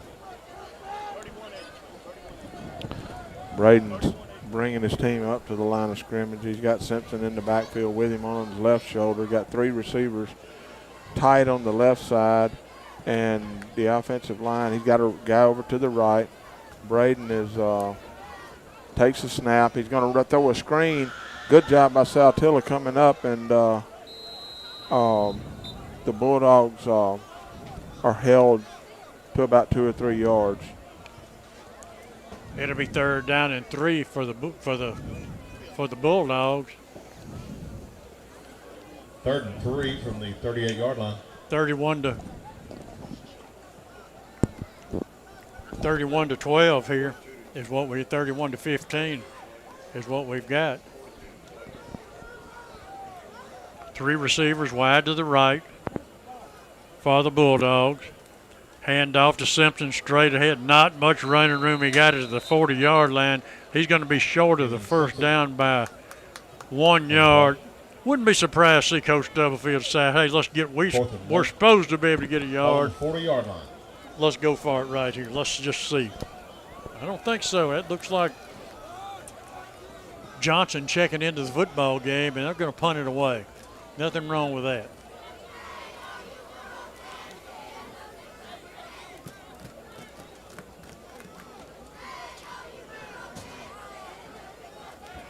Ball will be marked right at the 40-yard line. Now we've got a stoppage of play. We're going to take one with them back in 60 seconds.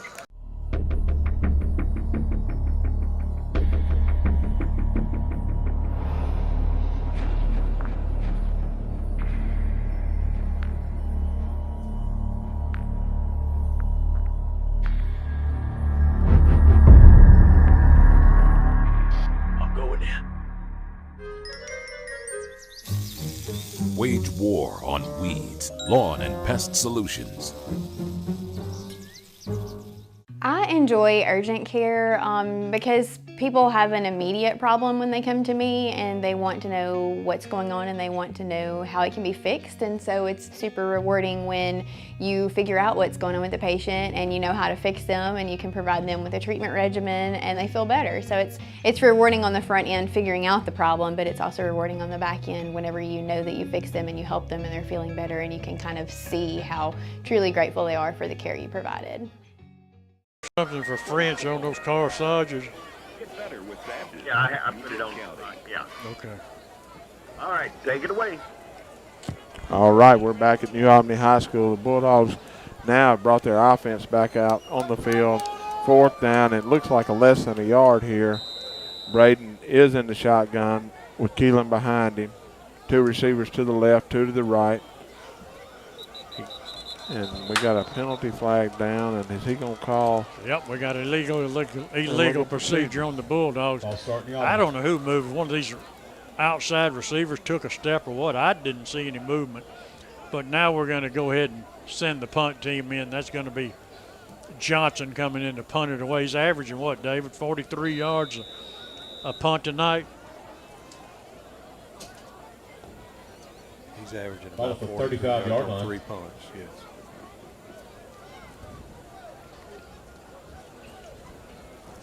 Unfortunate again for the Bulldogs.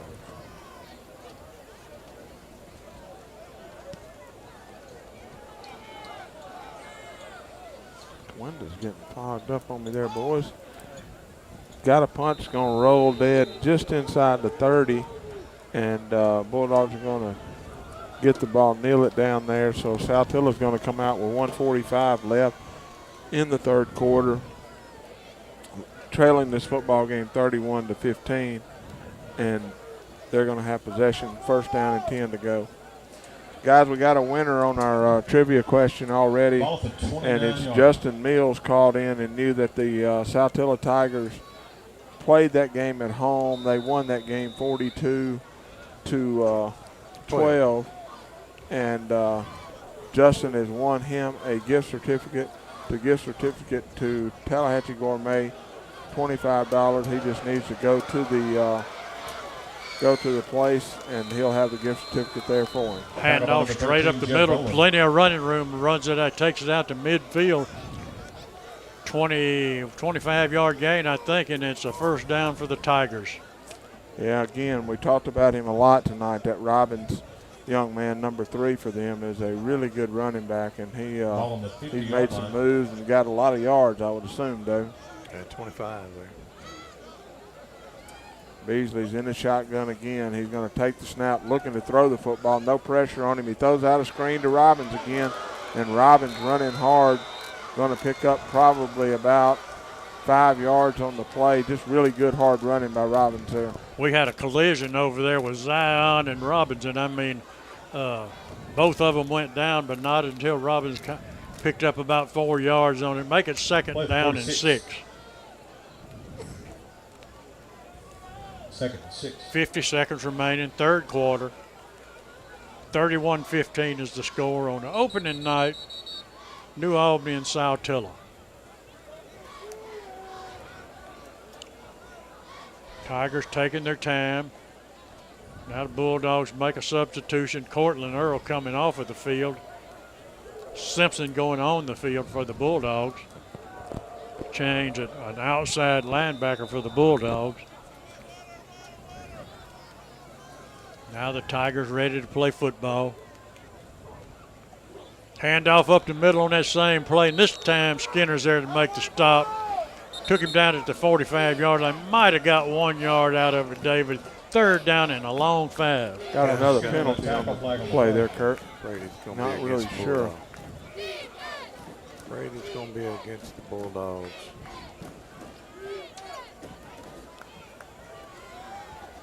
Got a nice crowd on hand tonight here at New Albany High School. Next week, Bulldogs will be traveling to Corinth High. We'll be, unless there's a time change on the start, it'll be a 7 o'clock start. We'll be on the air with the BNA Bank pregame show at 6:15. Stay tuned. If there is a time change on the start, it'll be announced by the school system. Plenty of time, but I think it's supposed to cool down a little bit next week, is it not? I think you're right. Be at least 88. David, what they do there with the penalty? They pick it up? Offset it. Both call it on both teams. Third down and 5 after all the discussion. We wind up right where we are. They'll shift a tight end and an H-back from left to right. Hand it off. He looks outside, turns it back inside, picked up a couple, not enough for a first down. Now we got some flags coming in, and that one's going to be on the Saltillo Tigers, I think. No, it's not either. New Albany. It's going to be on Tucker, and he's probably going to get thrown out of the game for punching. 95. Yep. Well, you're going to be right. I see Coach Stubblefield That is the talking third quarter, with the him. score 31-15. And that's going to mark off 15 New on the Albany. Bulldogs.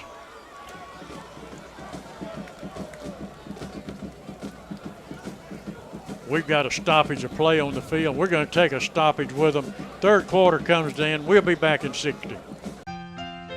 Insurance agencies and companies may appear to be the same on the surface, but you'll discover a world of difference when you look a little closer.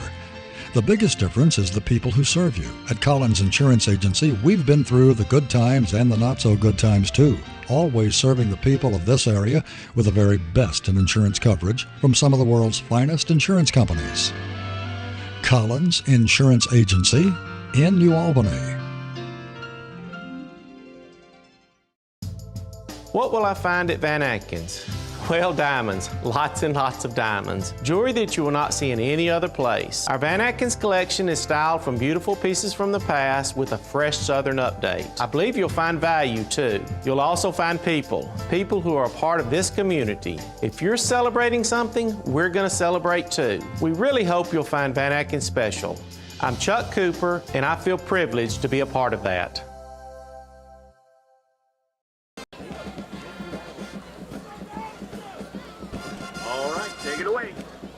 All right, we're back here as they get some tempers settled down on the field for both teams. It'll end up being a first down for Saltillo at their Bulldogs 30-yard line. So 1st and 10 after we get everything settled down. Very unfortunate turn of events there. Looked like Emmanuel got his helmet ripped off, and then he was not a happy camper about that. So we're back in the fourth quarter. Start of the fourth quarter, it's still Bulldogs leading 31-15.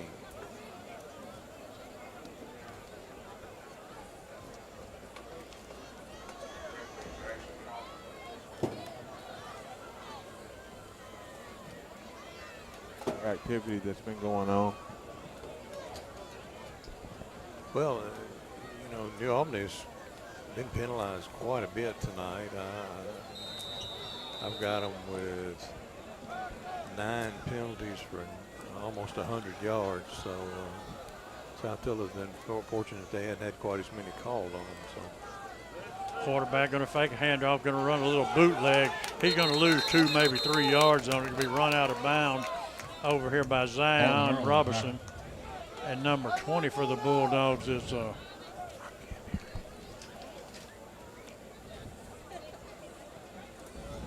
can you hear me, Keith?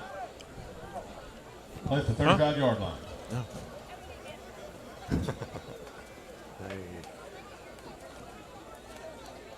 They bring up a second down and about 15 for Saltillo at their own New Albany 35-yard line. Ball back to quarterback Beasley. He drops it out in the flat there to his running back, number 3. Trying to find some room, just unable to get anything, just back to the line of scrimmage is all he's going to get. So, not a lot there for Jones on the reception there for that. Just fortunate for the Bulldogs, they were pursuing him hot and heavy. Got an injured Bulldog down, David. It looks like number 11, Cameron, for the Bulldogs is on the ground. From what I can see, these windows are fogged up, and I can't see a whole lot. Y'all going to have to quit breathing in here. Man, that fog's helping clean them. Well, 11 minutes, 41 seconds. David, you got any scores to update for us here from I can. Chevron shortstop? Let's see what we can find. Kirk, see what's on the agenda here, man. Test.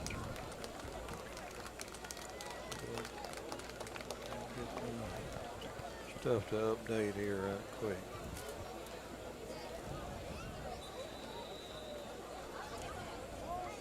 It's like Mantachi leads Holly Springs 20-6. South Panola 28-26 over Houston. That's final.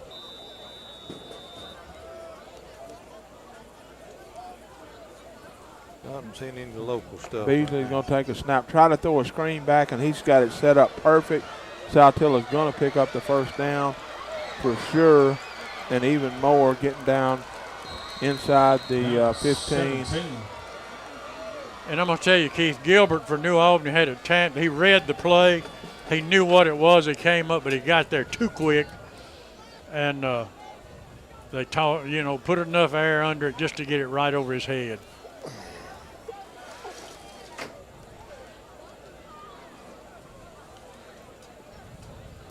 Another first down for Saltillo. I show that's 14 on the night for them. Another handoff right up the middle. That same play is what they've been effective with. Got about 5 yards and was taken down hard. But what yardage they have had successfully been pretty consistent right inside there.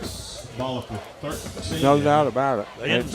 Inside the ends, and really probably where our linebacker should be. I'm just guessing. I don't really know what our defensive scheme is, but you know, we've got both of our starting linebackers out, and these guys Skinner and Zion have done a good job tonight. But I think that might be who's supposed to be stepping in there filling that hole. Well, and you got Tucker out now too. It looks like Saltillo is going to call a timeout here, Kurt. That's what it is. We're going to take one with them. 10:28 remaining, 31-15 New.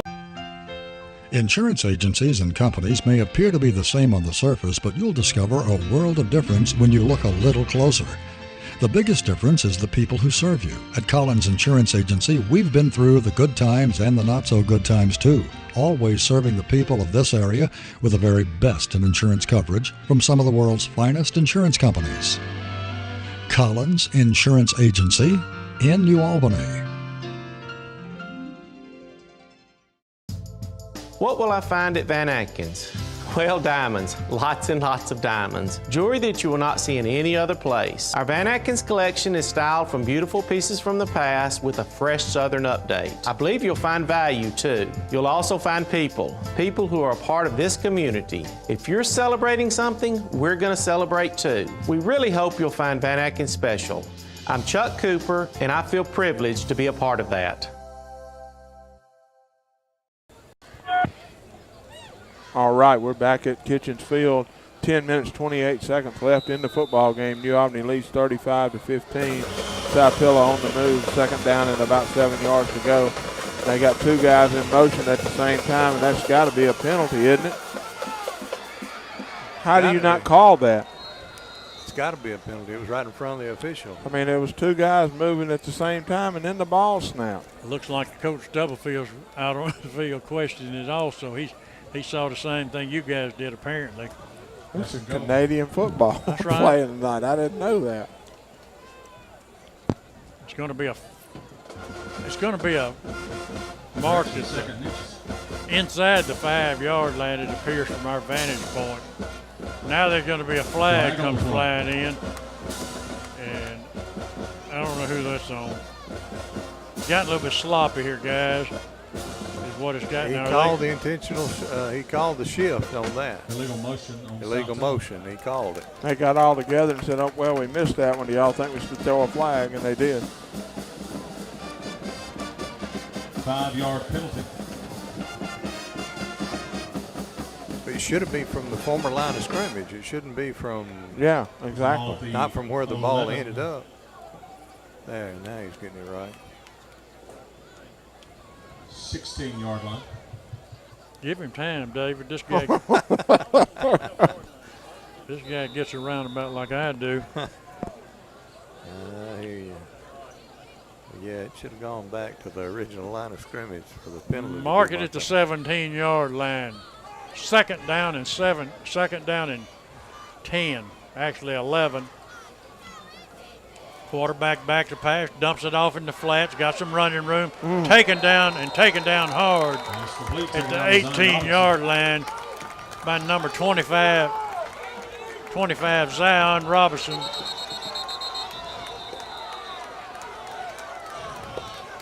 And now we've got a stoppage of play. They got a cramp. The guy that got tackled got a cramp. Guy that got tackled has got a cramp. Well, Zion did a really good job of coming up and making a play right there, I'll tell you that. It's the way you play it, guys. And I tell you what, that young man limping off the field's had a heck of a football game, too. He sure has. They got some good ball players on this Saltillo team. I mean, they do. I'll say one thing for them. They are in a tough division. Got that right. They in the same division with West Point and They're no. They're 6A, aren't they? Yeah, they're 6A. They're in the same. West Point's 5. 3rd and 13, ball at the 19-yard line. You mean they are in the division with Starkville and them? Well, that's 7A. They're in the division with South Panola, Lake Cormorant, Grenada, Olive Branch, and Center Hill. Good chance they're in pretty big trouble.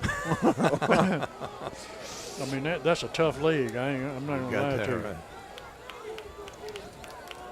Not saying anything negative about their team, but back to pass, rolling to his right, looking, got time, still looking, now turns it up. Gets inside the 10-yard line, taken out of bounds around the 8. I believe he's going to get the first down. It's going to depend on where they mark it, but I think you're right, David. I think they're going to mark it just enough. They just signaled first down. It'll be a goal-to-goal situation now. Well, Beasley rolled out to the right side, and we had about 5 Bulldogs out there. And everybody, all 5 of them decided to stay in pass coverage, and he just kept running them out. And eventually he said, okay, I'm going to run it. And he was able to run and get the first down. Picked up a good block by his guy that was out there as well. First and goal to goal at the 8-yard line. Handoff on that same play up the middle. You're going to get about the 5-yard line. Might have got inside the 5 to the 4. We'll see where they mark it. I think they're going to mark it. Looks like it's going to be right at the 5. It'll be 2nd and 5. And they keep working that same area right up inside these guards, it appears from our angle. I show 3 with 92 yards on 18 carries tonight. He's a house of a running back, fella. Thought he had more than that. Beasley back to pass. And there he goes on the same. It appears to be the same play. Touchdown, Saltillo Tigers. Now we've got a 31-21 situation with the extra point pending. You got to think Saltillo is going to go for 2 here, because that would get them within 8 points of the Bulldogs 31. And that's what they're doing. They're keeping their offense out there, and they're going to run a 2-point conversion here and try to get this thing within a 1-score game. Don't you figure they're going to run that same play? I would if I was them. And they're going to do it, and they're going to run it to the other side. He kicks it outside, and he's going to score, though. He's going to get the 2-point conversion. And we've got a 31-23 football game with 8:18 remaining. 31-23. We'll be back with the kickoff after these. It's finally game time. The smell of the fresh cut grass, the sound of the drums as the band gets ready to perform, and of course the roar of the crowd as our hometown New Albany Bulldogs enter the field. Jody Walls and Brady Brock with Gumtree Mortgage here in New Albany remember those days and agree they were some of the best. They also want your mortgage experience to be the best as well. They pride themselves on excellent customer service and establishing a personal connection with their clients. They also have the knowledge and programs to fit your mortgage needs. So whether you're building, buying, or refinancing your current home, they want to help. Call them and set up an appointment today. Jody Walls and Brady Brock with Gumtree Mortgage. Let them help make your dreams come true. Go Dogs!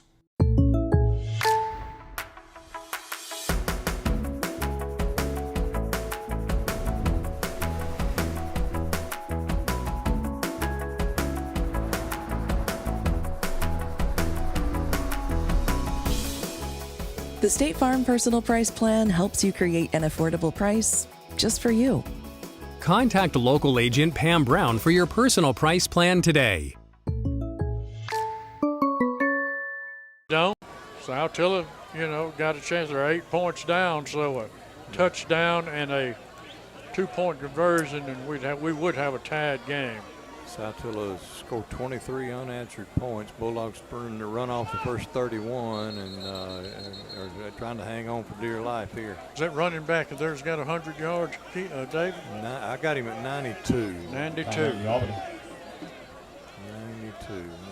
Mine may be off just a tad, but I got him at 92 on 18 attempts. We've got a discussion going on, and I don't really understand what it is. Bulldogs called timeout. I'm not sure what was going on. Oh, They really? didn't like the setup that we had, but Coach Stubblefield called timeout. We go down to Paul Henry. Paul, I'm wondering, is that the first timeout that we've used this half? I think that's right. Saltillo was lined up like they were going to try and do an onside kick, and we took a timeout quickly. I got you.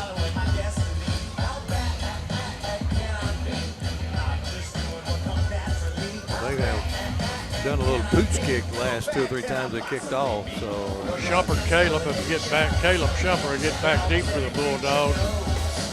Somewhere around the 22, 23-yard line. The rest of the Bulldogs are going to be up in the hands club up here with everybody up front anticipating onside kick.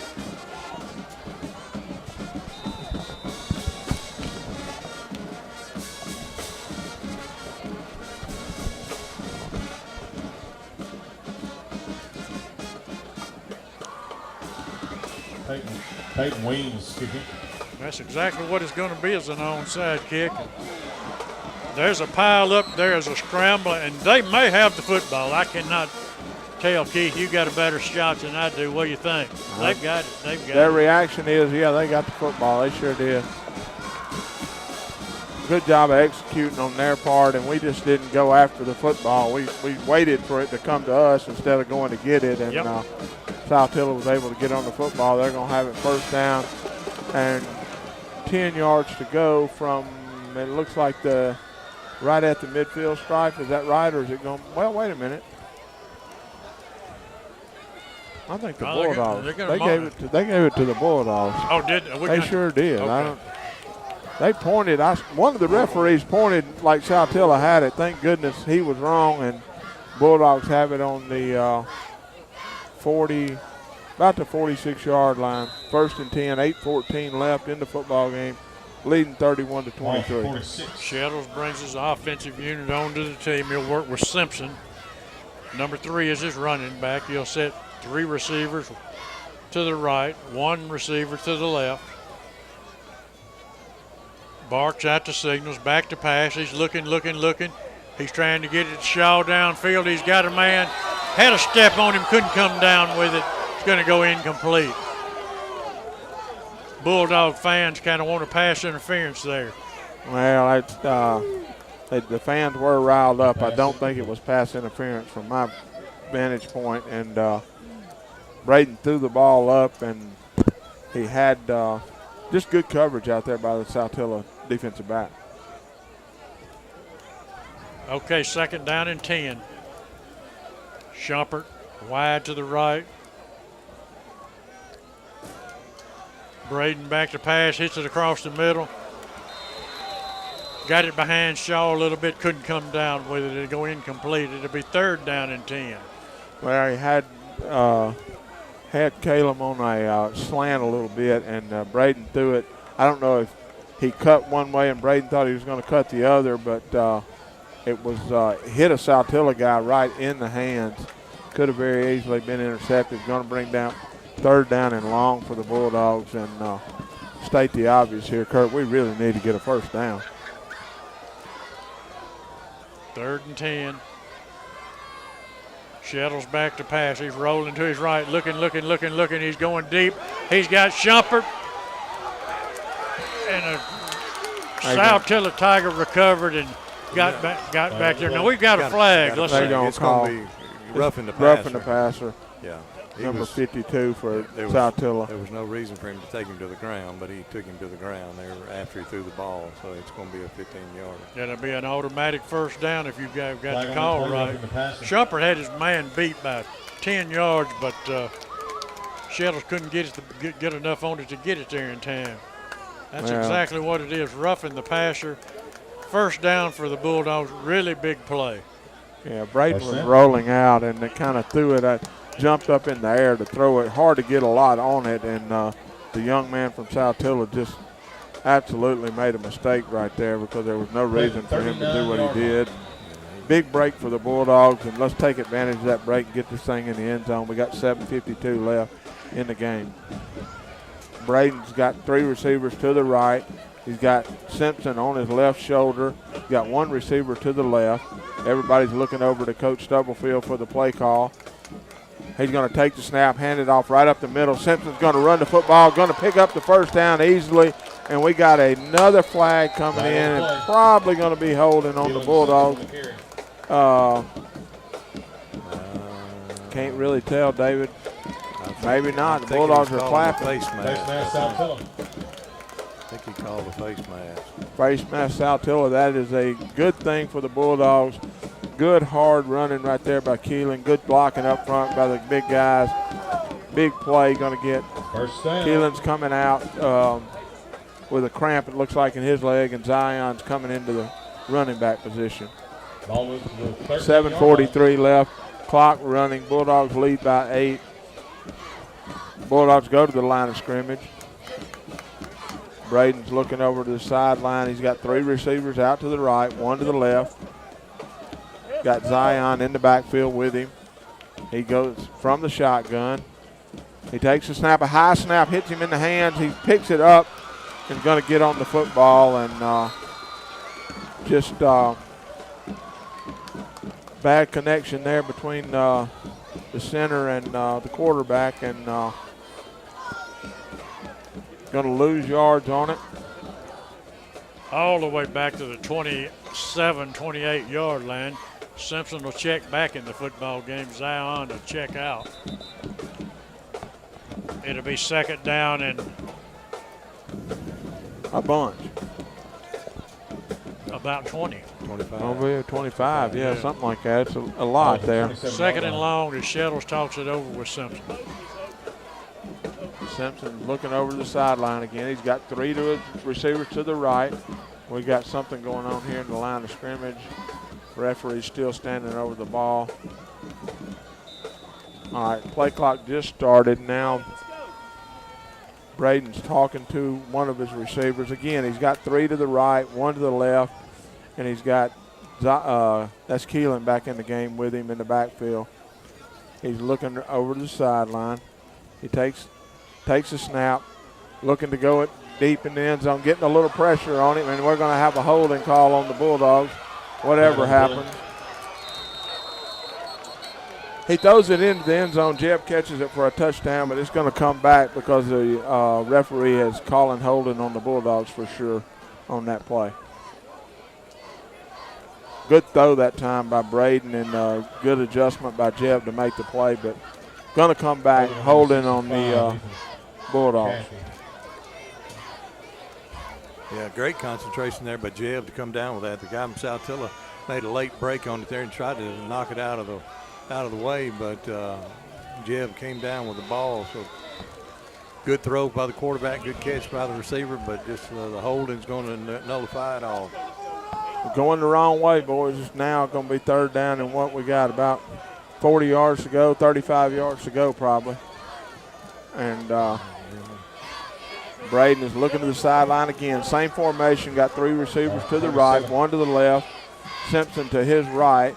He's going to take the snap. He's dropping back, looking to set up a screen. Nothing there, getting pressure on him. He's going to make a really good run and pick up some good yardage, but obviously still have a long way to go. That was third down, right? So it's going to be third down and about 30 yards to go, probably something like that. Thinking, David, that it's too far out of range here for a field goal attempt. So yeah, you're looking at 47-yard field goal attempt, and I think that's going to be out of range. Yeah. I think you got to get it down to about the 25-yard line. He's got 4 receivers to his right. He's got 1 receiver to his left. Nobody else, and we're going to have motion on the Bulldogs. Going to move it back 5 more yards. So looking at about 4. They're saying it's third down. It's going to be third down and about 42 yards to go. Don't get many of those plays, do we? That can't be right, though, is that? No, because the ball's on the 35. Yeah, it can't be right. It's 27 yards to go. Ball My on the bad. 35-yard line. Third down. I thought you were trying to use some of that new math. Well, there is such thing as new math. I just don't know it. But anyway, whatever you say, the Bulldogs got a long way to go. Yeah. They tried that new math when I was coming through, and I never did. They fixing to let the play clock run out here, and then they're going to have to call a timeout. So the Bulldogs do call a timeout before the play clock runs out. So we got third down and 31 yards to go, guys. 4:46 remaining in the football game. New Albany leads the game 31-23. They've got a 4th down and what do we decide? Third down. Third down and 31 is what we're going to go with, Kurt. Third down and 31 yards to go. They can get a Bulldogs and actually get a first down around the 5-yard line. Really tough situation right here because you almost got to debate whether you want to punt the football or not. I know you'd rather score, but you might rather punt and hem this bunch up, back inside the 5-yard line or something with a long punt. Well, you get it to the 25, you could actually try a field goal on your fourth down. So, You're right. so hopefully we can get it at least 10 yards and get it down to the 25-yard line. Yep, you're right. The 35-yard line. Looks like we're going to go with Shettles and Simpson in the backfield. 31. 2 receivers wide to the right, 2 to the left. Bring man bowling in motion, left to right. Shettles has got time. He's looking. He's trying to get it to Shumpert, and it's picked off in the end zone. It'll come out to the 20. Now it's going to go incomplete. He couldn't hold on to it. Incorrect. I thought he had intercepted the football. It'll be 4th down and 30-something. We got a Saltillo player down on the field now. A little pushing and shoving and stuff going on down there, but the ball winds up going incomplete. Well, the only thing about that was that obviously we wanted it to be a touchdown. If he had intercepted it, Kurt, it would have been kind of like that punt you were talking about. Exactly. Come out to the 20. Exactly. He I don't know, was he in the end zone? I thought he wasn't in the end zone. No, he was in the end zone. But either way,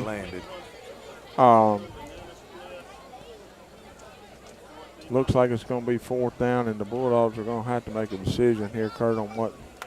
Got a young man down for Saltillo here on. Well, the line of scrimmage is at 35, so if you punt it and it goes into the end zone, you're going to have a 15-yard punt or gain. Right. Which isn't very much. But if you can punt it out of bounds inside the 20, so you never know in a situation like this unless you know where the punt's going to actually wind up. With the football team we've got, I'm not going to be the bit surprised if Coach Stubblefield elects to go for it.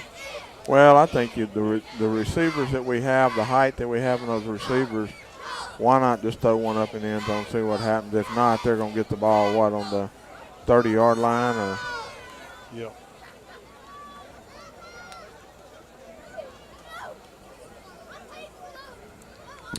.437 left to play in this one, guys, and looks like the Bulldogs are bringing their their offensive team back on the field. I'm not real sure unless they're going to do a little quick kick. And that's a good point, David. Braden did do that last year a few times. And that's what they're going to do. They're going to line Shettles up back at in fact, I saw him doing this up at practice last week. I just noticed some of the linemen that were out there. He's going to run to his right and kind of do one of those rugby-type kicks, if I'm not mistaken. Yep. He got a good kick, and Shaw is going to it's going to go into the end zone.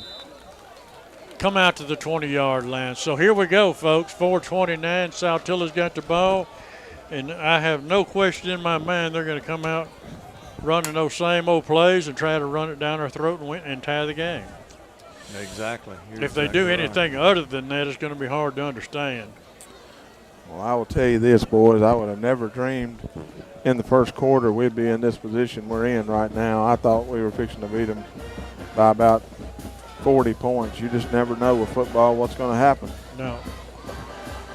Saltillo, you got to give it to them. I mean, like you said all along, they got some good ball players out there, and they've done a good job.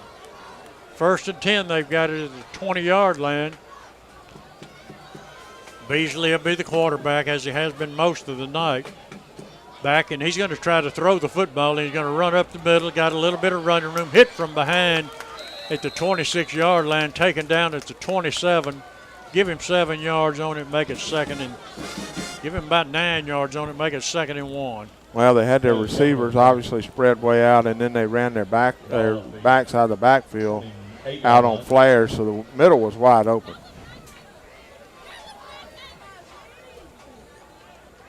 Looks like they're going to work with a tight end. They've got movement along the line of scrimmage. They being Saltillo, back them up 5 yards. Ball start.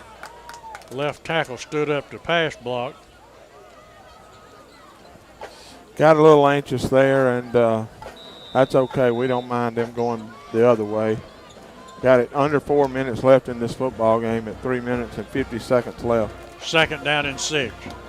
One receiver right, one to the left. Beasley back to pass again. He's looking, got a man across the middle. It's caught, and he may be gone. He's at the 30. He's being chased at the 20.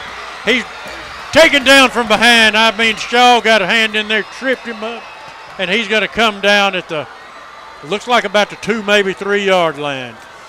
Well, really good pass there by Beasley, and I really thought we were going to pick the football off. It looked like it was fixing to happen, and young man just made a really good catch and a great effort there by the Bulldogs to keep him from getting in the end zone. Yep, you said it just exactly right, Keith. I thought we had it picked off, too. I couldn't believe he came down with it, but he did. Mark it at the 3 yard line. 1st and 10, 3:18 remaining in the football game. Here comes the handoff to the big running back. I'd almost bet on it. Nope, got a bad snap. Bulldogs are in there on him. Oh, yeah. Dropping back at the 9 yard line. Bulldog defense swarming back in that backfield. I think Beasley was a little shaken up on the previous play, Kurt, and he was still struggling when they got ready to snap that ball. And that ball came back there rather quickly and kind of fell right off of his leg. Good play for the Bulldogs, though. Down to 2 minutes and 40 seconds left in the football game. Clock's running. Mark it at just inside the 10 yard line and shy of the 9. Beasley sets his offensive line. Looks over at the Bulldog defense. That snap is high. And the Bulldogs may have recovered. They may have come up with a defensive play of the night, and they did. We got a flag, I think, Kurt, down. I don't know what the flag's all about. The flag was down. I saw that. Oh, my goodness. Is he okay? I think so. Man, we had one of those run and jump maneuvers. He nailed him. I hope they got that on TV. What is the flag, guys? I think he picked it up. He sure had a flag on the ground, but he picked it up, and Bulldogs are going to have possession at the 15 yard line. 2 minutes and 21 seconds left in the football game. And we need to run the football right here, Kurt, if we can. And my suggestion here would be to find number 3 and give him the football and see what he can do with it. Well, I think they're going to put Hicks in there. I guess I don't know who the other tight end is when they go to that heavy set. It was Tucker. Yeah, he's not eligible. Somebody else is going to be in there. I think Hicks will be in an H-back, and they're going to put somebody else in Tucker's spot. Well, we're going to get the play 15 yard line. 4 seconds, 3 seconds, 2 seconds. Yeah, it's going to be a delay of game, what we're finna get. Flag on the play. Yep. Back them up 5 yards, that being us. Make it at the 10 yard line, but that's neither here nor there. We need 1 first down. Yeah, but we're starting from 5 yards further back than we were, and that just Play the 10 yard line. I'm not sure how they've covered us all night. They got 2 people out here on Jed. There you go. Run that ball. Hand off straight ahead to Simpson. I crossed the 20 to the 23, and he took a couple of Saltillo Tigers with him. Well, good job by the guys up front blocking, and really good hard running by Simpson. And that's what we need right here, Kurt. We talked about it. Let's just run this thing, let this clock run out, and go home with a W. 2nd down, 3. Let the clock run. 22 seconds on the clock. 22 yard line. On the 25-second clock. Run it down. Give it to Simpson. Get a first down, and that should be about the ball game. And Saltillo, I give them one thing. They hung in there. They fought back. A little mix-up in the backfield. Shettles is going to keep it off the left side. He's got enough for a first down. First down. And now the Bulldogs can take their time. Really good play there, Kurt, by Braden. I mean, somebody went the wrong way. I don't know if it was Keelan or if it was Braden, but once Braden figured out they weren't going to make the exchange, he took a beeline to the left side and was able to get to the first down marker. Obviously a big first down. Paul Henry will be visiting with Coach Cody Stubblefield after following the game, and maybe a couple of Bulldog players if he can get in touch with a couple. 1:08 remaining, and the Bulldogs Handed off to Simpson straight ahead, and he's got another 5 or 6 yards and does a smart move, gets on the ground. Had some more running room. He went to his knees, slid in there, and Timeout, Saltillo. Saltillo's going to call a timeout. For your safety and the safety of our student athletes, the I think we escaped disaster. Well, I'm not going to say anything until it's over, but I hope you're right, and that was a really smart play by Keelan that time, running the football, and had some open space, but just got down on the ground, made them call that timeout. We got it down under a minute left to go, second down and about a yard, and just really, really strange football game. If you look at it, you know, the way this thing started out, you thought we were just fixing to run away with it. And like you said, Kurt, got to give them credit. They kept hanging on and battled hard. And 36-yard line. It's at the end of the day, if we can go in that locker room with a W, that's all that really matters. That's exactly right.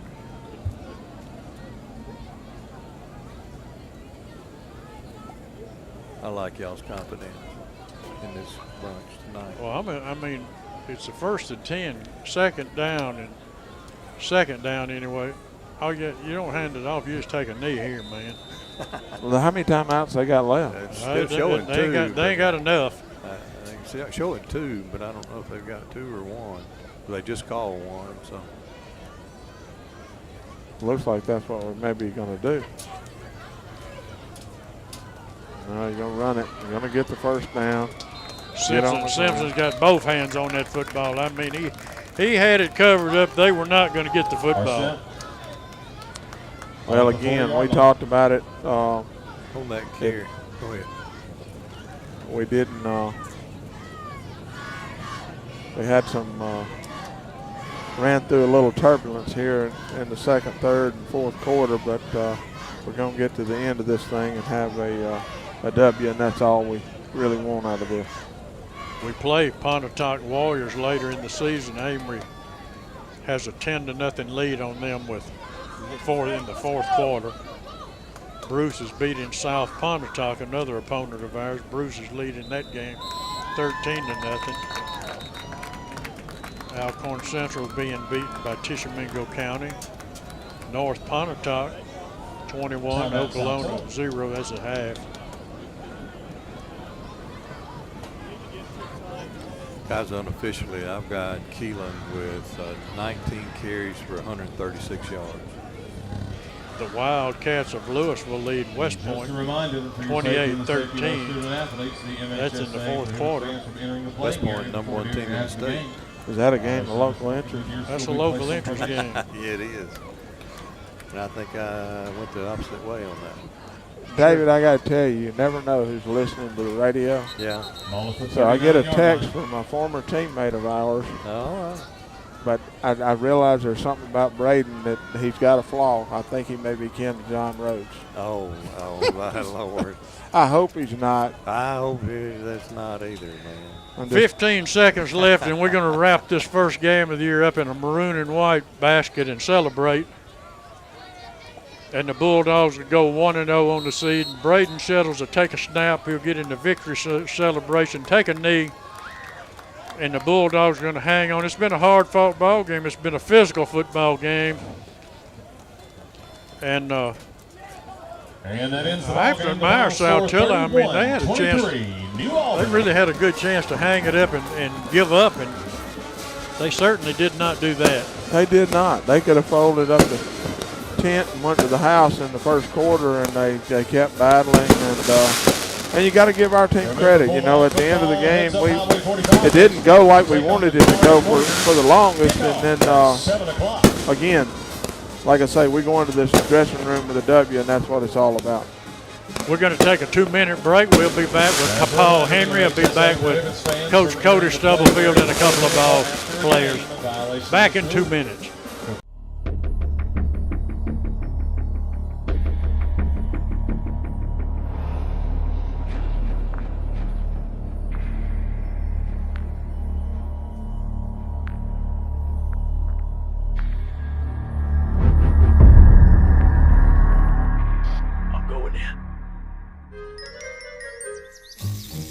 Wage war war on weeds, lawn and pest solutions. I enjoy urgent care because people have an immediate problem when they come to me and they want to know what's going on and they want to know how it can be fixed. And so it's super rewarding when you figure out what's going on with the patient and you know how to fix them and you can provide them with a treatment regimen and they feel better. So it's rewarding on the front end figuring out the problem, but it's also rewarding on the back end whenever you know that you fixed them and you help them and they're feeling better and you can kind of see how truly grateful they are for the care you provided. Insurance agencies and companies may appear to be the same on the surface, but you'll discover a world of difference when you look a little closer.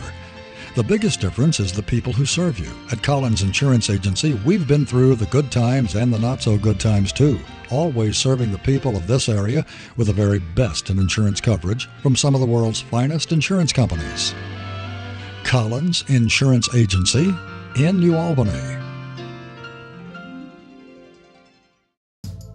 What will I find at Van Atkins? Well, diamonds, lots and lots of diamonds. Jewelry that you will not see in any other place. Our Van Atkins collection is styled from beautiful pieces from the past with a fresh Southern update. I believe you'll find value too. You'll also find people who are a part of this community. If you're celebrating something, we're gonna celebrate too. We really hope you'll find Van Atkins special. I'm Chuck Cooper, and I feel privileged to be a part of that. It's finally game time. The smell of the fresh cut grass, the sound of the drums as the band gets ready to perform, and of course the roar of the crowd as our hometown New Albany Bulldogs enter the field.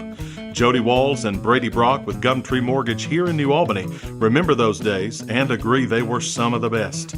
They also want your mortgage experience to be the best as well. They pride themselves on excellent customer service and establishing a personal connection with their clients. They also have the knowledge and programs to fit your mortgage needs.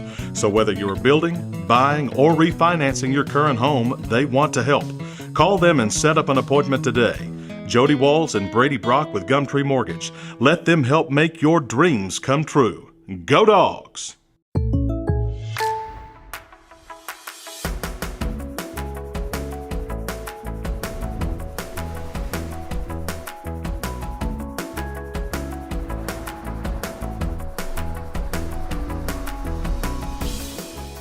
The State Farm Personal Price Plan helps you create an affordable price just for you. Contact local agent Pam Brown for your personal price plan today. For the Bulldogs, well, let's see. Looks like we may have finished up. I'll see if I can get the Bulldogs right quick before we get to Coach Stubblefield. Keelan had 19 carries for 136 yards. And not helped out too much by the rest of the Bulldog squad. About 126 yards total rushing. 8 first downs for the Bulldogs. Braden was 6 of 14 on the night. Most of those were by Caleb Shaw. He had 3 catches for 94 yards. DJ Robinson 72 yards on 2 catches. So. Okay, David, I'm going to interrupt you there. We got Coach Paul Henry down with Coach Cody Stubblefield. Take it away, Paul. Woo, Coach, man, it was a grind. Yeah, no doubt. We told those guys right there, you know, that there's never a bad win. You know, anytime you get a win, anytime you're 1-0, you're excited about that. There's clearly some things we got to clean up. You know, huge play defensively. They broke a play right there late. The guy made a great effort to run him down, made the tackle right there. 2 plays later, we get a turnover, which basically ended up winning us the game right there. Then offensive line right there looked great right there, getting 2 first downs and putting the game away. You know, we would have liked to have had that earlier. But bottom line, we kept playing, and made the play at the end and won the game. Well, a win is a win is a win. There's not a such thing as a bad one. Yes, well, thank Coach. I know we got to go back and work hard for next week. And who we got next week? Corinth's next week, another good football team. All right. Well, hey, I'm going to have Keelan Simpson, one of our football players, come on here and tell us a little bit about it. Well, what about it, Keelan? Came out very, very strong. I guess over the time, got a little tired, faced a little adversity. Lost a couple players, but in the end, we managed to get the dub, stay composed, and get the win. Well, like I just told Coach, a win is a win is a win is a win. And, you know, it was a grind, but, hey, we rose to the top and got the W. Yes, sir. Right? So we'll got to go back to working hard, yes, sir. And we'll go to Corinth next week and try and do the same thing, right? Yes, all right, carrying it back to you guys. All right.